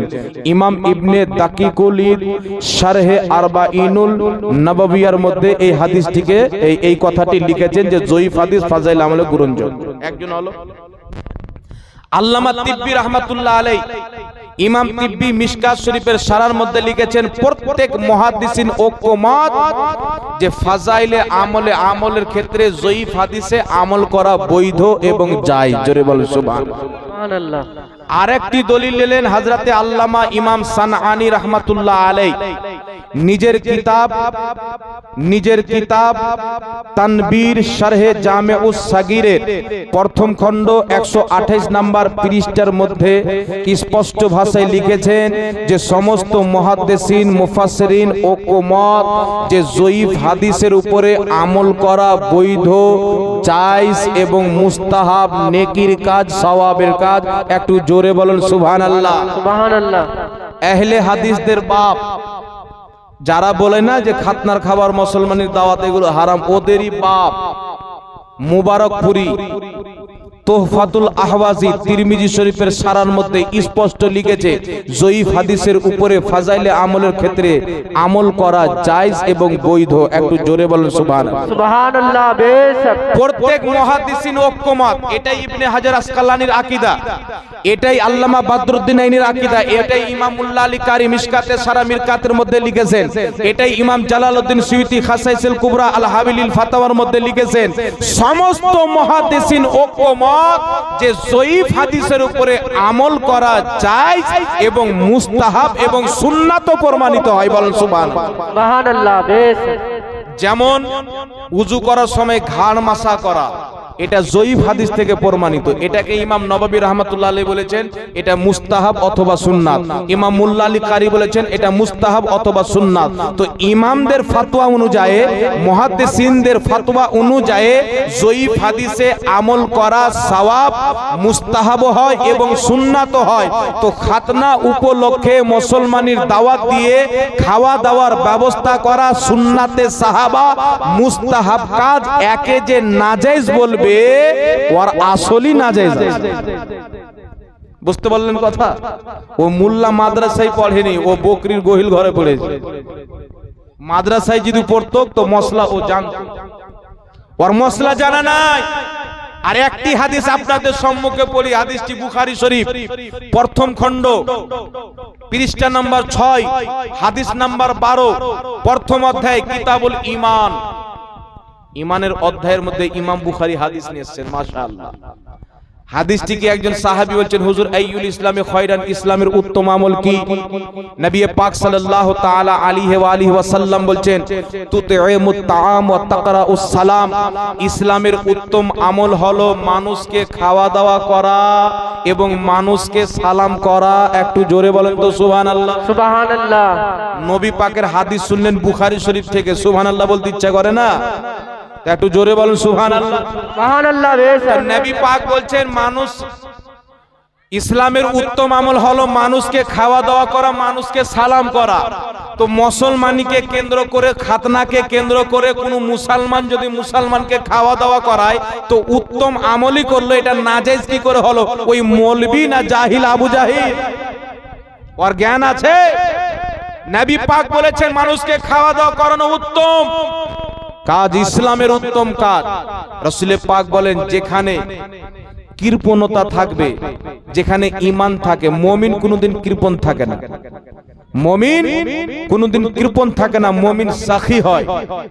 আর কৃপণ এবং বখিল মুনাফিক হয়, মুমিন হয় না। জোরে বলেন সুবহানাল্লাহ। সুবহানাল্লাহ, বেশক। আহলে সুন্নাত ওয়াল জামাত হচ্ছে মুমিন নিজেও খায়, মানুষকেও খাওয়ায়। আরেকটি হাদিস বলি, ইমাম হাকিম রাহমাতুল্লাহ আলাইহি হাকিম আল মুস্তাদরাকের মধ্যে লিখেছেন। হাদিসটি হলো রাসূল পাক সাল্লাল্লাহু তাআলা আলাইহি ওয়া আলিহি ওয়াসাল্লাম বলেন যে মানুষের মধ্যে সবচাইতে উত্তম ওই ব্যক্তি, ওই মানুষ যে মানুষকে বেশি করে খাওয়া দাওয়া করায়। জোরে বলেন সুবহানাল্লাহ। সুবহানাল্লাহ, বেশক। নবী বলছেন মানুষের মধ্যে উত্তম ওই ব্যক্তি যে মানুষকে খাওয়া দাওয়া করায়। নবী পাক বলছেন ইসলামের উত্তম আমল মানুষকে খাওয়া দাওয়া করা। আর এই গাঁজা বলছে যে মুসলমানের দিনে খাওয়া দাওয়া করা নাজায়েজ। বলেন নাউজুবিল্লাহ। নাউজুবিল্লাহ। আরেকটি হাদিস শুনেন, সহিহ ইবনে হিব্বানের মধ্যে হাদিস। রাসূল পাক সাল্লাল্লাহু তাআলা আলাইহি ওয়াসাল্লাম বলেন কওমে বনি ইসরাইলের একজন ব্যক্তি পিপাসিত হলেন, কূপের পাশে আসলেন, এক বালতি পানি তুলে পান করবে, সামনে একটা কুকুর হাঁপাচ্ছে। সে চিন্তা করলো আমি যেমন পিপাসিত হয়েছি হয়তো এই কুকুরকেও পিয়াস লেগেছে। উনি এক বালতি পানি তুলে পান করলেন, আর এক বালতি পানি তুলে ওই কুকুরকে খাইয়ে দিলেন। রাসূল পাক সাল্লাল্লাহু আলাইহি সাল্লাম বলছেন ওই কুকুরকে পানি পান করার কাজটি আমার আল্লাহ এত পছন্দ করলেন যে কুকুরকে পানি পান করার কারণে তার মাগফিরাত করে দিলেন। জোরে বলেন সুবহানাল্লাহ। সুবহানাল্লাহ। তার জীবনের সমস্ত গুনাহ খাতা ক্ষমা করে দিলেন। তো কুকুরকে খাওয়ালে যদি গুনাহ মাফ হয়ে মাগফিরাত হয়ে যায় তো মানুষকে খাওয়ালে কত নেকি পাওয়া যাবে, আরো কত ইবাদতের কাজ হবে। জোরে বলেন সুবহানাল্লাহ। সুবহানাল্লাহ। এইবার আপনাদের সম্মুখে আমি মুহররম সম্পর্কে, দুনিয়াতে যেখানে ইমানদার মুসলমান আছে, আহলে সুন্নাত ওয়াল জামাত, জান্নাতি পথের মুসলমান, যেখানে আছে মহরম উপলক্ষে, গৌস পাকের 11 শরীফ উপলক্ষে, খাজা পাকের 6টি শরীফ উপলক্ষে, 12 রবিউল আউয়াল উপলক্ষে খাওয়া দাওয়ার ব্যবস্থা করে, গ্রামবাসী আত্মীয় স্বজন সবাইকে নিয়ে খাওয়া দাওয়া করে, খিচড়ি হয়, বিরিয়ানি হয়, সব রকম খাওয়া দাওয়া হয়, হয় কি হয় না? তো ইমামে হুসেইন রাদিয়াল্লাহু তাআলা আনহু 10ই মুহররমে শহীদ হয়েছে। তিনি 3 দিন পর্যন্ত পিপাসিত ছিলেন, 3 দিন পর্যন্ত খাবার খাননি, পিপাসিত ছিলেন এবং ক্ষুধার্ত অবস্থায় শহীদ হয়েছে 3 দিন পর্যন্ত। এখন এই মুনাফিকরা বলে ইমাম হুসেন তো না খেয়ে না পান করে শহীদ হয়েছে, আর তোমরা মানুষকে শরবত পান করাও, তোমরা খিচড়ি খাওয়াও, তো এটা ইমামে হুসেনের দিওয়ানা। তো আচ্ছা চেক করিয়েন তো যে মুহররমের দিনে ওরা খাওয়া দাওয়া করে না, না খেয়ে থাকে, খায় কি খায় না? তো ওরা কেন খায়? আমরা খাওয়াইলে দোষ হয়ে গেল। তফাৎ হলো এতটুকু, ও দোগলা নিজের পেটে ভরে, আমরা সবাইকে খাওয়াই। জোরে বল সুবহানাল্লাহ। সুবহানাল্লাহ। কারণ নবী পাক সবাইকে খাওয়াইতে বলেছেন। আর ইসলামের নিয়ম হলো আপনি যদি খাবার খান, কোন মুসলমান যদি আসে, আপনার কর্তব্য ভাই আসেন একটু খান। জোরে বলেন সুবহানাল্লাহ। সুবহানাল্লাহ। আর এই মুনাফিকের চরিত্র যে নিজের পেটে ভরবে আর মানুষকে খাওয়ালি ওর পেট ভরবে, এটা মুসলমানের চরিত্র না। এবার আপনাকে বলি, ইমামে হুসেনের মুহররমের 10 তারিখে খিচড়ি কেন হয়? 12 রবিউল আউয়ালে আমরা বিরিয়ানির খিচড়ি খাবারের কেন ব্যবস্থা করি? আবু দাউদ শরীফের মধ্যে একটি হাদিস লক্ষ্য করে কয়েক মিনিট শুনেন বাবজি। আবু দাউদ শরীফের মধ্যে হাদিস, সাদ বিন আবাদা রাদিয়াল্লাহু তাআলা আনহু নবী মুস্তাফার দরবারে এসে বলছেন, হুজুর আমার মা ইন্তিকাল করেছেন। জোরে বলুন সুবহানাল্লাহ। সুবহানাল্লাহ। আমার মা ইন্তিকাল করেছেন, আমি চাই যে আমার মায়ের নামে কিছু সাদকা করব। আমি যদি আমার মায়ের নামে সাদকা করি তো আমার মা উপকৃত হবে কিনা, সওয়াবগুলি আমার মা পাবে কিনা? নবী পাক বললেন অবশ্যই পাবে। একটু জোরে বলুন সুবহানাল্লাহ। সুবহানাল্লাহ। হযরতে সাদ বিন আবাদা বলছেন, হুজুর আমার মায়ের নামে কি এমন জিনিস সাদকা করব যে আমার মা কবরে বেশি উপকৃত হবে, আমার মায়ের লাভবান হবে আমার মা? নবী পাক সাল্লাল্লাহু আলাইহি সাল্লাম বললেন, সাদ পানির আকাল তুমি তোমার মায়ের নামে কূপ খুদে দাও, ওই কূপের পানি মানুষ পান করবে, সওয়াব তোমার মায়ের কবরে যাবে। জোরে বল সুবহানাল্লাহ। সুবহানাল্লাহ। আবু দাউদ শরীফের হাদিস, সাদ বিন আবাদা রাদিয়াল্লাহু তাআলা আনহু বিশাল বড় একটি কূপ খুদলেন, আর কূপ খোদার পরে বললেন কি, হাযিহি বেরুয়ে উম্মে সাদ, এই কূপটা হচ্ছে সাদের মায়ের জন্য। জোরে বল সুবহানাল্লাহ। সুবহানাল্লাহ। কূপ খুদলেন, কূপের নামও লাগিয়ে দিলেন যে কূপটা হচ্ছে সাদের মায়ের জন্য। অর্থাৎ দুনিয়ার যে কোনো মুসলমান জীবজন্তু পশু পাখি পানি পান করবে, তার সওয়াব সাদ বিন আবাদার মায়ের রওজা মোবারকে পৌঁছে যাবে। জোরে বলেন সুবহানাল্লাহ। সুবহানাল্লাহ। বেশক। তো কি বুঝতে পারলেন, মৃত্যু ব্যক্তির নামে পানি পান করালে সওয়াব আছে না নাই? কূপের নাম লেগে গেল কি লেগে গেল না? তো কেউ যদি বলে 10 মুহররমে ইমামে হুসেনের খিচড়ি হয়েছে, 11 শরীফে গৌস পাকের ফাতিহার বিরিয়ানি হয়েছে, 12 শরীফে রাসূলুল্লাহর 12 শরীফের নিসবতে বিরিয়ানি রান্না করা হয়েছে, নাম যদি লেগে যায় এটা সাহাবার সুন্নাত হয়ে গেল। জোরে বলুন সুবহানাল্লাহ। নাম যদি লেগে যায় সাহাবার সুন্নাত হয়ে গেল। এখন আপনাকে মুনাফিক বলবে, চল সাহাবী তো পানি পান করিয়েছেন, কূপ খুদেছেন, তোমরা শরবত পান করাচ্ছ, পানি পান করাচ্ছ, ঠিক আছে, কিন্তু খাওয়া দাওয়া কেন করাচ্ছ? মৃত্যু ব্যক্তির নামে তো সাহাবী খাওয়া দাওয়া করায়নি। আমি বললাম করিয়েছে, তোমার অতদূর তলা হয়নি। বল সুবহানাল্লাহ। সুবহানাল্লাহ।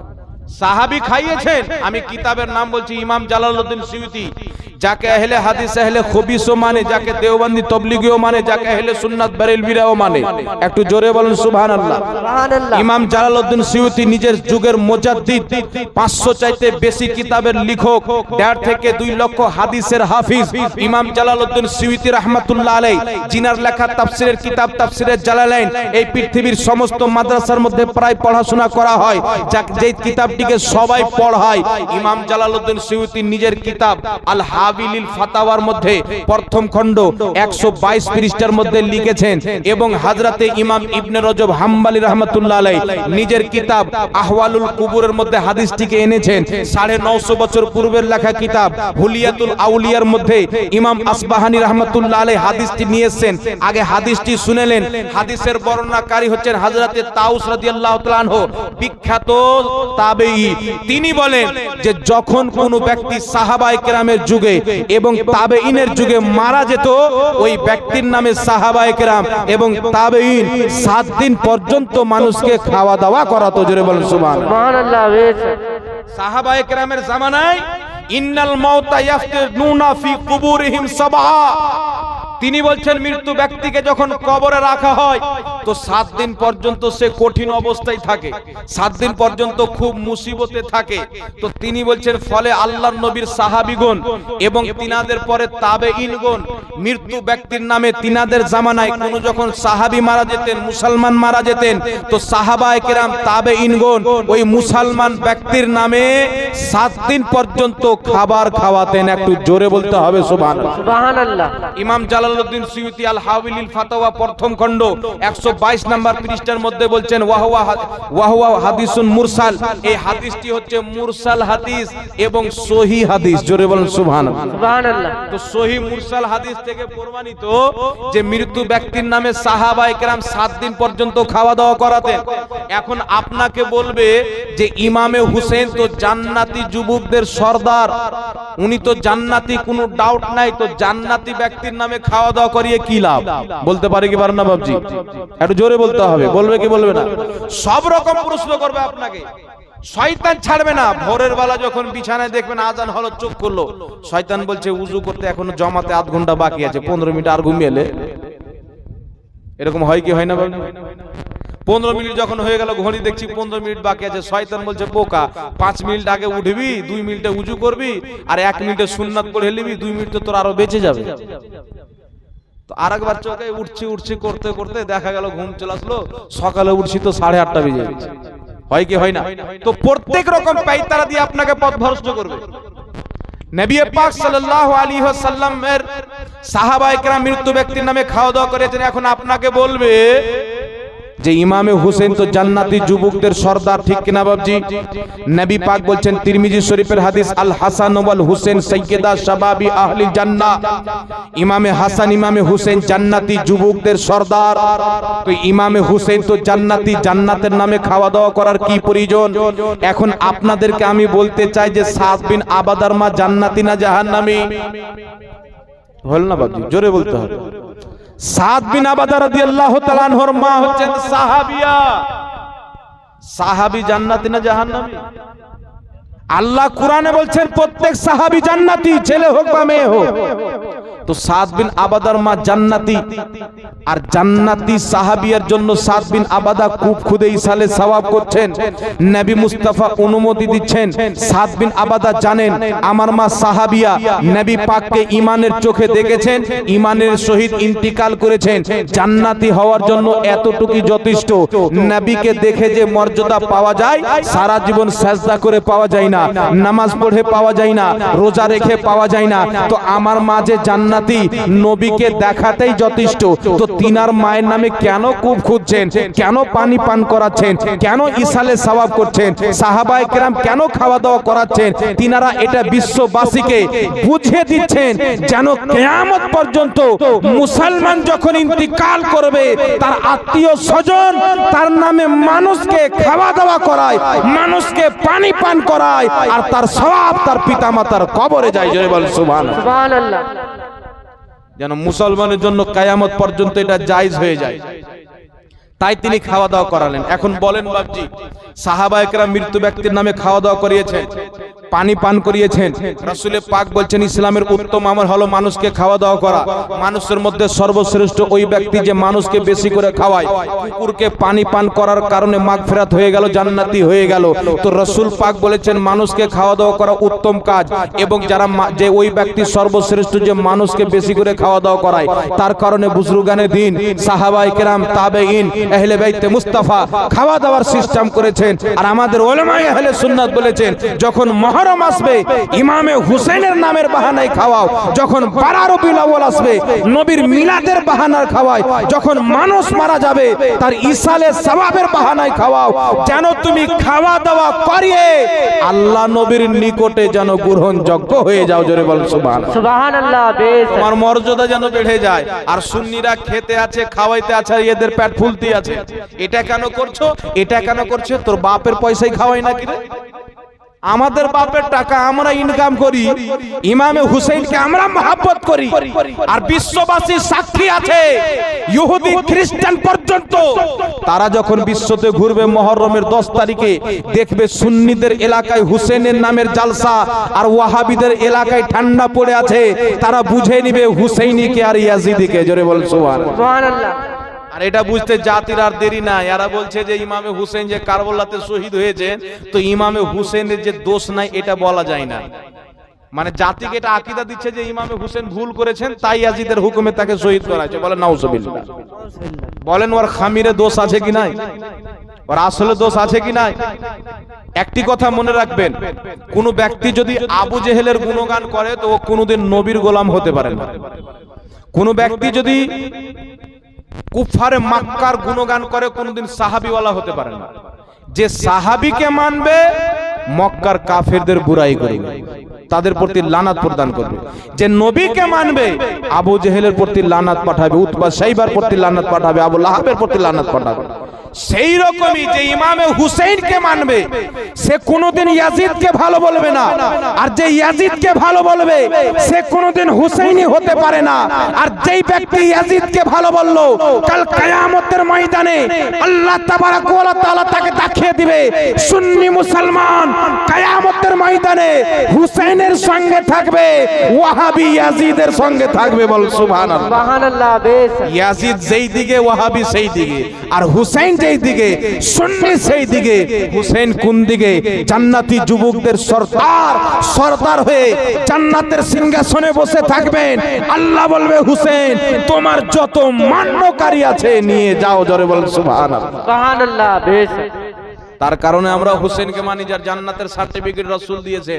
এখন এরা ইয়াজিদকে সাহাবী বানাইতে চায়। জানে কিছু কিছু আহলে হাদিস, আমি বললাম না যে আহলে হাদিস নাম দিয়েছেন, আল্লাহর কসম এরা হাদিসের দুশমন। ইয়াজিদ আমার নবীর ইন্তেকালের 20-25 বছর পর জন্ম নিয়েছে, বুঝতে পারলেন? আর বলছে ইয়াজিদ সাহাবী ছিল। আগে জুতা মারা দরকার আছে কি নাই? আমার নবীর ইন্তিকালের পর কয়েক বছর পর হোক, আমি অত কনফার্ম বলতে পারছি না, কিন্তু নবীর ইন্তিকালের পর জন্ম নিয়েছে এটা কনফার্ম। তো নবী পাকের ইন্তিকালের পরে কেউ জন্ম নিলে ও সাহাবী হবে? এ সাহাবী কাকে বলে এ গাদ্ধারা ওটাও জানে না। মানে দিমাগ ধরটা মানুষের আর মাথার যে মগজটা আছে ওটা হলো গরু আর ছাগলের মিক্স করা আছে, বিরিয়ানি সব রকম মশলা ভরা আছে। এটা হারাম ওটা হারাম, নবী করেনি সাহাবী করেনি হারাম। তো নবী সাহাবী তো তোর মতন জালসা করেনি, মাদ্রাসা করেনি, বুখারী শরীফ ছাপায়নি, তো সব তো তুই তাহলে হারামই করছিস তোর ফতোয়া অনুযায়ী। ইয়াজিদকে সাহাবী বানাচ্ছে আর গুণগান করছে কি যে ইয়াজিদ রাতে 100 রাকাত নামাজ পড়তো। বলেন নাউজুবিল্লাহ। নাউজুবিল্লাহ। 100 রাকাত নামাজ পড়তো, কোরআন পাকের হাফিজ ছিল, বিশাল বড় আলিম ছিল, পরহেজগার মুত্তাকি ছিল। ওই মৌলবীর পেটে লাত মারতে হয় কি হয় না? এটা মনে করিয়া না যে মৌলবী বলতে ভালো হয়। মিশকাত শরীফের হাদিস, রাসূল বলছেন মানুষের মধ্যে সর্বশ্রেষ্ঠ মানুষ ওই ব্যক্তি যে আলিমের মধ্যে ভালো আলিম, আর মানুষের মধ্যে সবচেয়ে নিকৃষ্ট ওই ব্যক্তি যে আলিমের মধ্যে মন্দ আলিম। তো যারা মানুষকে ইয়াজিদের দিকে নিয়ে যায় এরা হলো নিকৃষ্ট মানুষ, আর যারা মানুষকে হুসেনের দিকে নিয়ে যায় তারা হচ্ছে মানুষের মধ্যে সর্বশ্রেষ্ঠ আলিম মানুষ। জোরে বলুন সুবহানাল্লাহ। সুবহানাল্লাহ। বেশ আর যে আপনাকে ইমামে হুসেনের দিকে নিয়ে গেল এটা মনে করিয়েন না যে হুসেইনের দিকে নিয়ে যাচ্ছে। যারা হুসেইনের দিকে যাচ্ছে, নবী মুস্তাফার দিকে যাচ্ছে, যারা নবীর দিকে যাচ্ছে তারা খোদার পথে চলছে। কারণ আমার নবী বলেন যে হে আল্লাহ আমি হুসেইন ও হাসানকে ভালোবাসি, তুমিও এদেরকে ভালোবাসো। যারা এদেরকে ভালোবাসবে তুমি তাদেরকে ভালোবাসো। তো বুঝা গেল যারা ইমামে হুসেইনকে ভালোবাসে আমার আল্লাহও তাদেরকে ভালোবাসে। জোরে বল সুবহানাল্লাহ। সুবহানাল্লাহ। বেশ যারা হুসেইনকে ভালোবাসে আমার আল্লাহ তাদেরকে ভালোবাসে। রাসূল পাক বলেন যে আমার হুসেইনকে কষ্ট দিল সে আমাকে কষ্ট দিল। আল হাসানো আল হুসেইন মিন্নি ওয়া আনা মিনাল হুসেইন, আমি হুসেইন থেকে, হুসেইন আমার থেকে। হুসেইনকে যে কষ্ট দিল আমাকে কষ্ট দিল। ইয়াজিদ কারবালার ময়দানে ইমামে হুসেইনকে কষ্ট দিয়েছিল। ইয়াজিদ মদিনা শরীফে 3 দিন পর্যন্ত ইসলামের পবিত্র মহিলাদের সঙ্গে দুর্নীতি করা জায়েজ করেছিল, দারুপান করা জায়েজ করেছিল, জুয়া খেলা জায়েজ করেছিল। মসজিদে নববীতে 3 দিন পর্যন্ত ঘোড়া বেঁধে পেশাব পায়খানা করিয়েছিল। যে নবী মুস্তাফার মেম্বার ইমামে মালিক রাদিয়াল্লাহু তাআলা আনহু যখন মদিনা শরীফে গেলেন, নবীর মেম্বারকে চুমুন দিচ্ছেন, মসজিদে নবীর খাম্বাগুলিকে চুমুন দিচ্ছেন। তিনার খাদিম বলছেন, হুজুর আপনি এইগুলোকে চুমুন কেন দিচ্ছেন? ইমাম মালিক রাহমাতুল্লাহ আলাইহি বলছেন, জানি না আমার নবীর কদম কোথায় লেগেছে, যেখানে নবী পাকের কদম পড়েছে আমি চুমুন দিচ্ছি। যদি আমার চুমুনটা নবীর কদম রাখার জায়গাতে পড়ে যায়, আমি ইমাম মালিক ধন্য হয়ে যাব। কিরকম আদব ও ঈমান! কিন্তু ইয়াজিদ ওই নবী মুস্তাফার মেম্বারে 3 দিন পর্যন্ত ঘোড়া বেঁধে পেশাব পায়খানা করিয়েছে। ইয়াজিদ ওই মসজিদে নবীর ইজ্জত ও আজমতকে পামাল করেছে। ইয়াজিদ কাবাতুল্লাহতে 3 দিন পর্যন্ত ঘোড়া দিয়ে হাল বাহার মতন চাষ করিয়েছে, ওই কাবা শরীফে পেশাব পায়খানা করিয়েছে। আর হযরত সাহাবী রাসূলকে ওই কাবা ঘরে হত্যা করে 40 দিন পর্যন্ত তিনার লাশকে লটকিয়ে রেখেছে। ইয়াজিদ আহলে বাইতে মুস্তাফার পবিত্র মহিলা, যাদের মধ্যে দুনিয়াবি বাদশার খুন নাই, মদিনার তাজদার নবী মুস্তাফার সন্তান সন্তানীদের রক্ত, যাদের মধ্যে মুস্তাফার রক্ত রয়েছে, আহলে বাইতের পবিত্র মহিলা মা ফাতেমার রক্ত যাদের মধ্যে, হযরতে আলীর রক্ত যাদের মধ্যে, স্বয়ং নবী মুস্তাফার যাদের মধ্যে রক্ত, তাদেরকে বেপরদা করে উটের উপরে চড়িয়ে পায়ে জিঞ্জির দিয়ে টানা জিকড়া করেছে ইমাম জাইনুল আবেদিন, যাকে ইবাদতের জিনাত বলা হয়, আল্লাহর ইবাদতের মস্তান বলা হয়, আল্লাহর ইবাদতের চাট্টান বলা হয়। ইমাম জাইনুল আবেদিনকে জেলে বন্দী করে রেখেছে। যখন ইমামে হুসেনকে শহীদ করে তিনার মাথা মুবারককে যখন ইয়াজিদের সামনে নিয়ে যাওয়া হলো, ইয়াজিদ নিজের লাঠি দিয়ে ইমামে হুসেনের ঠোঁট মুবারকে আঘাত দিয়ে বলেছিল যে বদরের যুদ্ধতে মুহাম্মদুর রাসূলুল্লাহ আমার পূর্ব বাপ দাদাদের সঙ্গে যে যুদ্ধ করে তাদেরকে শহীদ করেছে, আজকে তার নামাসাকে শহীদ করে তার বদলা নিলাম। জোরে বলেন নাউজুবিল্লাহ। এত নিকৃষ্ট জানি ব্যক্তি, এত পাপী ব্যক্তি, শারাবি ব্যক্তি, জুয়ারি ব্যক্তির নামের পরে যারা রাদিয়াল্লাহু তাআলা আনহু শব্দ ব্যবহার করে, যাকে রাহমাতুল্লাহ আলাইহি বলে, আল্লাহর কসম খেয়ে বলি এটা হচ্ছে আহলে বাইতের বুক। আর নবী মুস্তাফা সহিহ হাদিসের মধ্যে বলে যে ব্যক্তি আমার আহলে বাইতের সঙ্গে দুশমনি রাখলো, সেই যদি রোজার অবস্থায়, সাজদার অবস্থায় কাবা ঘর এবং মাকামে ইব্রাহিমের মাঝামাঝিতে মারা যায়, আর আমার আহলে বাইতের বুক যদি তার মধ্যে থাকে, নবী মুস্তাফা বলছে সে যতই বড় সাজদাকারী হোক বেঈমান হয়ে মরবে, বেঈমান হয়ে মরবে। বলেন সুবহানাল্লাহ। বেশক সে কোনোদিন ঈমান নিয়ে যেতে পারবে না। তো আজকে যারা ইয়াজিদকে বাঁচাতে চায়, বলে ইয়াজিদ বিন মুআবিয়া রাদিয়াল্লাহু তাআলা আনহু, নাউযুবিল্লাহ, আস্তাগফিরুল্লাহ, ইয়াজিদের উপরে আল্লাহ রাজি আছে? একটু জোরে বলতে হবে। নবী পাক সাল্লাল্লাহু আলাইহি সাল্লামের 2 নওয়াসা, ইমামে হাসান, ইমামে হুসেন, একজন এই মাঞ্জা থেকে নিয়ে পা পর্যন্ত নবীর মতো, সে একদম পুরো নবীর মতো, আর একজন হচ্ছেন কোমর থেকে নিয়ে মাথা চেহারা পর্যন্ত নবীর মতো। জোরে বলে সুবহানাল্লাহ। সুবহানাল্লাহ। हम शबी है रसूल, नबी मुस्तफार नूरेर टुकड़ा। आला हजरत बोलছেন तेरी नस्ले पाक में है बच्चा बच्चा नूर का, तू है आईने नूर तेरा सब घराना नूर का। या रसूल अल्लाह, আপনার নসল মুবারকে যে বাচ্চা জন্ম নেয় ওই বাচ্চাটাও নূর। জোরে বলুন সুবহানাল্লাহ। সুবহানাল্লাহ। কি করে নূর? মা ফাতেমা রাদিয়াল্লাহু তাআলা আনহা নামাজ পড়তেন। আমার মা যখন নামাজ পড়ে তো মাসে 3 দিন 5 দিন তার নামাজ মাপ থাকে। থাকে কি থাকে না? সবারই মা বলে থাকে কি থাকে না? বাবা, একটা অপবিত্র খুন আছে, যে খুনটাতে বাচ্চা জন্ম নেয়, বাচ্চা হয়, সেই খুনটার কারণে 3 দিন 5 দিন নামাজ মাপ থাকে। কিন্তু মা ফাতেমা রাদিয়াল্লাহু তাআলা আনহার মধ্যে ওই খুনই ছিল না। কেন ছিল না? নবী পাক সাল্লাল্লাহু আলাইহি সাল্লাম নিজের চাদর মুবারককে এইভাবে করলেন আর ডাকলেন, ফাতেমা এখানে এসো, আলী এখানে এসো, হাসান এসো, হুসেন এসো। 4 জন আসলেন, নবী পাককে দিয়ে 5 জন। নবী পাক দোয়া করছেন, আল্লাহ ইনারা আমার আহলে বাইত, এদেরকে তুমি খুব পাক করে দাও। আল্লাহ তাবারাক ওয়া তাআলা কুরআন পাকে আয়াতে তাতহির নাজিল করলেন, বললেন মাহবুব আল্লাহ এটাই চাই যে তোমার আহলে বাইত থেকে প্রত্যেক অপবিত্রতাকে সরিয়ে দূরে করে দেবে। জোরে বলুন সুবহানাল্লাহ। সুবহানাল্লাহ।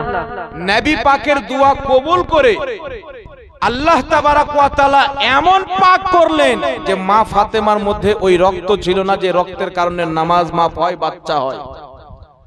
আর এটা সায়েন্টিফিক, বিজ্ঞান সবাই জানে, ডক্টর সবাই জানে, যদি কোনো মহিলার মধ্যে ওই রক্তটা না থাকে তো ওই মহিলার বাচ্চা হবে না, ওই মহিলা বাঞ্জ হয়ে যাবে।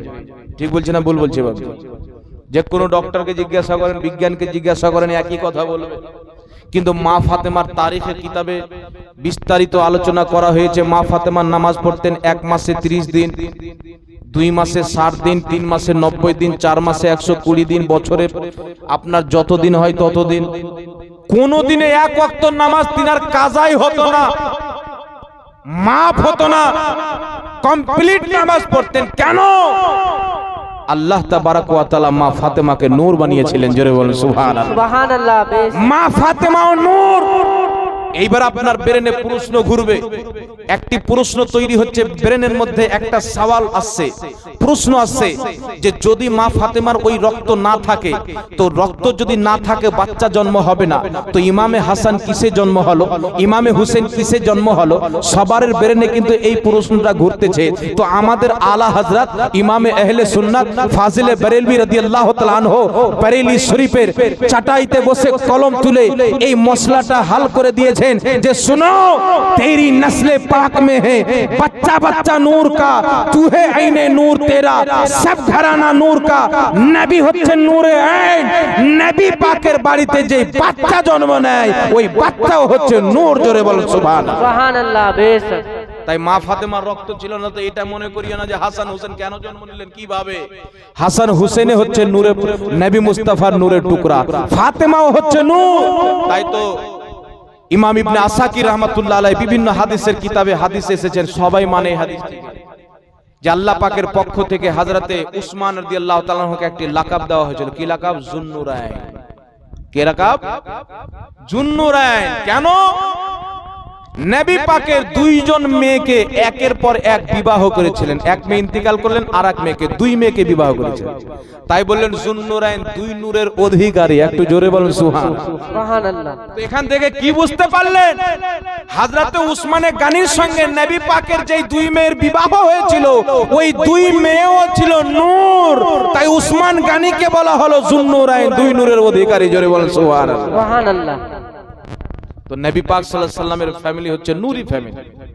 আর নবী পাকের আহলে বাইত শুধু আজকে না, কিয়ামত পর্যন্ত থাকবে। কালকে আপনাদের এখানে মওয়াজ আশরাফ, সৈয়দ মওয়াজ আশরাফ সাহেব আসবেন। হুজুর তাজুল আউলিয়া সৈয়দ শাহ জালালউদ্দিন আশরাফ আশরাফি আল জিলানী কিছু ছবি মাদ্দাজিল্লাহুল আলী ওয়ান নূরানী, তিনার সন্তান, তিনি হচ্ছেন হুজুর সরকার আশরাফুল আউলিয়া রাহমাতুল্লাহি তাআলা আলাইহির সন্তান। তিনারা নবী পাকের খানদানের লোক। কার খানদানের লোক? নবী পাকের খানদানের লোক। একটু জোরে বলতে হবে বাচ্চা, কার খানদানের লোক? এখানে আপনারা অনেকেই আছেন, কেউ হুজুর আশরাফুল আউলিয়ার মুরিদ আছেন, কেউ হুজুর তাজুর আউলিয়ার মুরিদ আছেন, এখানে কেউ হুজুর তাজুর শরিয়ার মুরিদ আছেন। আমরা কেউ না কেউ কাউরের মুরিদ আছি। কেউ যদি না থাকেন তো মুরিদ হয়ে যাবে। আর বর্তমানে কোনো মোল্লার বক্তব্য শুনিয়েন না যারা বলছে পীর মুরিদি ইসলামে নাই। এরকমও বক্তা দুনিয়াতে আছে, বলছে পীরি মুরিদি ইসলামে নাই। এর মানে ও নিজে ইসলামের মধ্যে নাই, ও নিজে ইসলামের মধ্যে নাই, তো পীরি মুরিদি আছে কিনা কি করে বুঝবে? এ গাধা জানে কিছু পড়েছে যে ইমামে হুসেন যখন মদিনাতে ছিল কুফাবাসীরা 300 চাইতে বেশি চিঠি কেন পাঠিয়েছিল? হুজুর আপনি আসেন আমাদেরকে মুরিদ করেন। জোরে বলেন সুবহানাল্লাহ। ইমামে হুসেন নিজে পীর ছিলেন। আর ইমামে হুসেন তো ইমামে হুসেন, আল্লাহর কুরআন সাক্ষী দেয় যে মুহাম্মদুর রাসূলুল্লাহ নিজে পীর ছিলেন, আর আবু বকর ওমর নবী মুস্তাফার মুরিদ ছিলেন। জোরে বলেন সুবহানাল্লাহ। সুবহানাল্লাহ। বেশ আপনি পড়েন কোরআন, সূরা ফাতহার 10 নম্বর আয়াত পড়েন, সূরা মুমতাহিনার 12 নম্বর আয়াত পড়েন।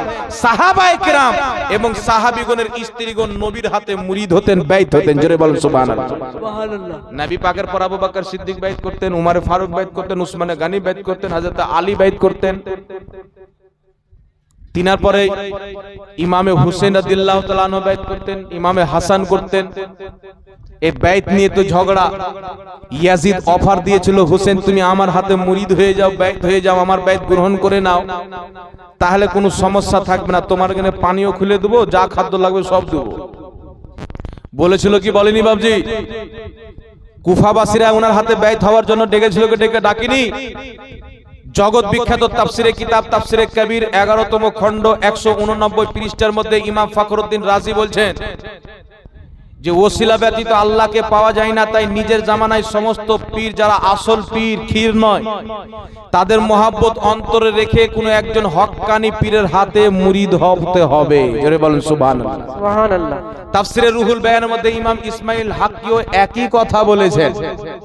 আর আমাদের তো থাক ইসমাইল হাক্কি রহমাতুল্লাহ আলাইহিকে, ফখরুদ্দিন রাজি রহমাতুল্লাহ আলাইহিকে সবাই মানে, এটা আমার বাড়ির বুজুর্গ না, সবারই মুফাসসির, সবারই ইমাম। একজন খাস আহলে হাদিস এবং দেওবন্দীদের ইমাম ইসমাইল দেহলভী নিজের কিতাব সিরাতে মুস্তাকিমের 144-48 নম্বর পৃষ্ঠার মধ্যে ইন্নাল ইয়া আইয়ুহাল্লাযীনা আমানুত্তাকুল্লাহা ওয়া কুনু মা'আস সাদিকিন, হে ঈমানদারগণ আল্লাহকে ভয় করো, সত্যবাদীর সঙ্গী হয়ে যাও। এই আয়াতের ব্যাখ্যায় তাদেরই ইমাম ইসমাইল দেহলভী লিখেছে যে সত্যবাদীর সঙ্গী হয়ে যাও মানে হক্কানি পীরের হাতে ব্যয়িত হয়ে যাও। সুবহানাল্লাহ বলে। সুবহানাল্লাহ। এখন আমরা যদি এই আয়াতের তাফসীর করি তো বলবে এরা আয়াতের ব্যাখ্যা বানিয়ে নিচ্ছে, তোমাদেরই বাপ লিখেছে। তো তোমরা তো কুরআন হাদিস পড়নি ভালোভাবে, আমরা ভালো করেই জানতাম। তোমাদের বাপের কিতাবও পড়নি, এটাও আমরা জানতে পেরে গেছি। নিজের আব্বা হুজুরের কিতাব তো পড়ো। আর তুমি বলছো পীর মুরিদ না। এই ভারতের মাটিতে যদি পীর গান আসতো, খাজা মঈনুদ্দিন চিশতি, আলাউল হক পান্ডবী, মাখদুম আশরাফ সিমনানি, এই পীর ওলিরা যদি ভারতের মাটিতে না আসতো, তো এই যে মুমতাজুল ইসলাম আর আপনার ফুচকা ইয়াসিন বেরিয়েছে, এদের বাপ দাদা 14 গোষ্ঠী নাগা বাবার পূজা করত, গাছের তলায় পূজা করত, লিঙ্গ পূজা করত, আর দুধ ধরতো আর খাত, গরুর মুদ খাইতো। হ্যাঁ, গরুর পেশা, গরুর মুদ খাইতো। কে ওকে কলমা পড়াতো কর বাপ? আরে খাজা মঈনুদ্দিন চিশতি রহমাতুল্লাহ আলাইহি, যার বরকতে তুই ঈমান পেয়েছিস, তোর বাপ মুসলমান হয়েছে, তোর মা মুসলমান হয়েছে, তোর 14 গোষ্ঠী মুসলমান হয়েছে, ওই খাজা মঈনুদ্দিন চিশতি নিজেই পীর এবং পীরের মুরিদ। জোরে বলেন সুবহানাল্লাহ। সুবহানাল্লাহ।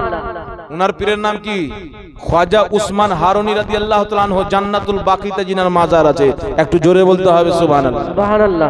ওই শরীয়তে পীর মুরিদ নাই তো, খাজা মঈনুদ্দিন চিশতি তাতে শরীয়তে বেশি বুঝে। একটু জোরে বলতে হবে, বলছি বেশি বুঝে। বড় পীর আব্দুল কাদের জিলানী রাদিয়াল্লাহু তাআলা আনহু, আহলে হাদিসরা বলে যে উনাকে আমরাও আল্লাহর ওলি মানি, দেওবন্দীরা বলে আমরাও মানি। আমি বললাম তোরাও যখন আল্লাহর ওলি মানিস, তো বড় পীর আব্দুল কাদের জিলানী রাদিয়াল্লাহু তাআলা আনহু, উনি জিনার মুরিদ আবু সাঈদ মাখজুমি রাহমাতুল্লাহ আলাইহি, তো উনি তো নিজেই পীরের মুরিদ রে। তো ওকে যখন তোরা মানিস, তো উনার শরীয়ত আলাদা, তোদের শরীয়ত কি করে আলাদা হলো? উনাকে তো আমরা মানি, উনার শরীয়তে পীর মুরিদি জায়েজ ছিল, আমরাও পীর মুরিদি জায়েজ মনে করি। জোরে বল সুবহানাল্লাহ। সুবহানাল্লাহ। আর তোমরা বলছো উনাকে মানি, আর বলছো পীর মুরিদি না জায়েজ। তোমরা না উনাকে মানো না ইসলামকে মানো। তোমাদেরকে যে ইহুদি দিয়েছে সেটা তোমরা মানো, ইসলামকে তোমরা প্রকৃতভাবে মানো না। আচ্ছা, দুনিয়াতে এমন কোন আল্লাহওয়ালা, এমন কোন ওলি নাই যার পীর নাই? একটু জোরে বলেন সুবহানাল্লাহ। ইমামে আজম আবু হানিফা রাহমাতুল্লাহ আলাইহি, ইমামে জাফর সাদিক রাদিয়াল্লাহু তাআলা আনহুর মুরিদ, গওস পাক পীরের মুরিদ, হযরতে জুনায়েদ বাগদাদি পীরের মুরিদ, যত আল্লাহওয়ালারা এসেছেন সবাই কোনো না কোনো পীরের হাতে ব্যয়িত হয়েছেন। বলেন সুবহানাল্লাহ। কিন্তু একটি জিনিস মনে রাখবেন বাবজি, বর্তমান জামাতে পীরের নামে এ ব্যবসায়ী অনেক বেরিয়েছে। আপনাদের নসিব, ভাগ্য খুব ভালো যে আপনারা পীরও পেয়েছেন, আওলাদে রাসূলও পেয়েছেন। একটু জোরে বলুন সুবহানাল্লাহ। সুবহানাল্লাহ। নবী পাক সাল্লাল্লাহু আলাইহি সাল্লামের প্রতি আল্লাহ আয়াত নাযিল করেছেন, একটু শুনেন। আপনারা ভাগ্যবান। আল্লাহ তাবারক ওয়া তাআলা কোরআনে বলছেন, কুল লা আসআলুকুম আলাইহি আজরান ইল্লাল মাওয়াদ্দাতা ফিল কুরবা। আল্লাহ বলছেন, মাহবুব তুমি বলো, মাহবুব তুমি তোমার উম্মতীদেরকে বলো যে তোমাদের কাছে আমি কিছুই চাই না, কিছুই বদলা চাই না। এত কষ্ট করে ইসলাম দিলাম, কোরআন দিলাম, হাদিস দিলাম, নামাজ দিলাম, আল্লাহর ঠিকানা দিলাম, কোথায় তোমরা বুতের পূজারি করতে? এমনও তারিখের কিতাবের মধ্যে এসেছে যে জামানায় জাহেলিয়াতে যে মাটি খুদে মাছ ধরার জন্য চেরা বের করে না, কেচুয়া, কি বলেন আপনারা? ওই কেচুয়ার পর্যন্ত পূজা করা হতো। মানে এমন কোন জিনিস ছিল না যার পূজা করা চলছিল না। রাসূল পাক সাল্লাল্লাহু আলাইহি সাল্লাম বলছেন যে এত জঘন্য জায়গা থেকে তোমাদেরকে বের করে সমগ্র জগতের স্রষ্টা পাওয়ারফুল মহান রব্বুল আলামিনের বান্দা বানিয়েছি, আল্লাহর ঠিকানা দিয়েছি, এর বদলা তোমাদের কাছে আমি কিছুই চাই না। তয়ফের মাটিতে আমার দেহ থেকে রক্ত বের করা হয়েছে, এর বদলা তোমাদের কাছে কিছুই চাই না। আল্লাহ বলছেন মাহবুব তুমি কিছুই চেয়েও না, কিন্তু একটা জিনিস চাও, ইল্লাল মাওয়াদ্দাতা ফিল কুরবা, হে আমার উম্মতিরা কিছুই চাই না, কিন্তু আমার আহলে বাইতের মহব্বত চাই। একটু জোরে বলেন সুবহানাল্লাহ। সুবহানাল্লাহ। আমার আলের ভালোবাসা চাই, আমার আহলে বাইতের মহব্বত চাই। আজকে যখন পৃথিবীর জায়জা নেবেন, আজকে যখন তারিখ নেবেন, আপনি যান বাগদাদের গস পাকের দরবার শরীফে, তিনারা নবী খানদানের যত লোক আছে সবাই সুন্নি হানাফি লোক। জোরে বলেন সুবহানাল্লাহ।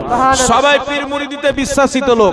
আজকে আপনি খাজা মঈনুদ্দিন চিশতিকে দেখলেন, আজকে মারহেরা শরীফ সৈয়দ আলে রাসূলের খানদানের কাছে চলে যান, তারা সবাই সুন্নি। আজকে বিলগ্রাম শরীফ সৈয়দ আওয়াইস মুস্তাফা সাহেবের নিকটে চলে যান, তিনারাও হচ্ছেন আজকে পীর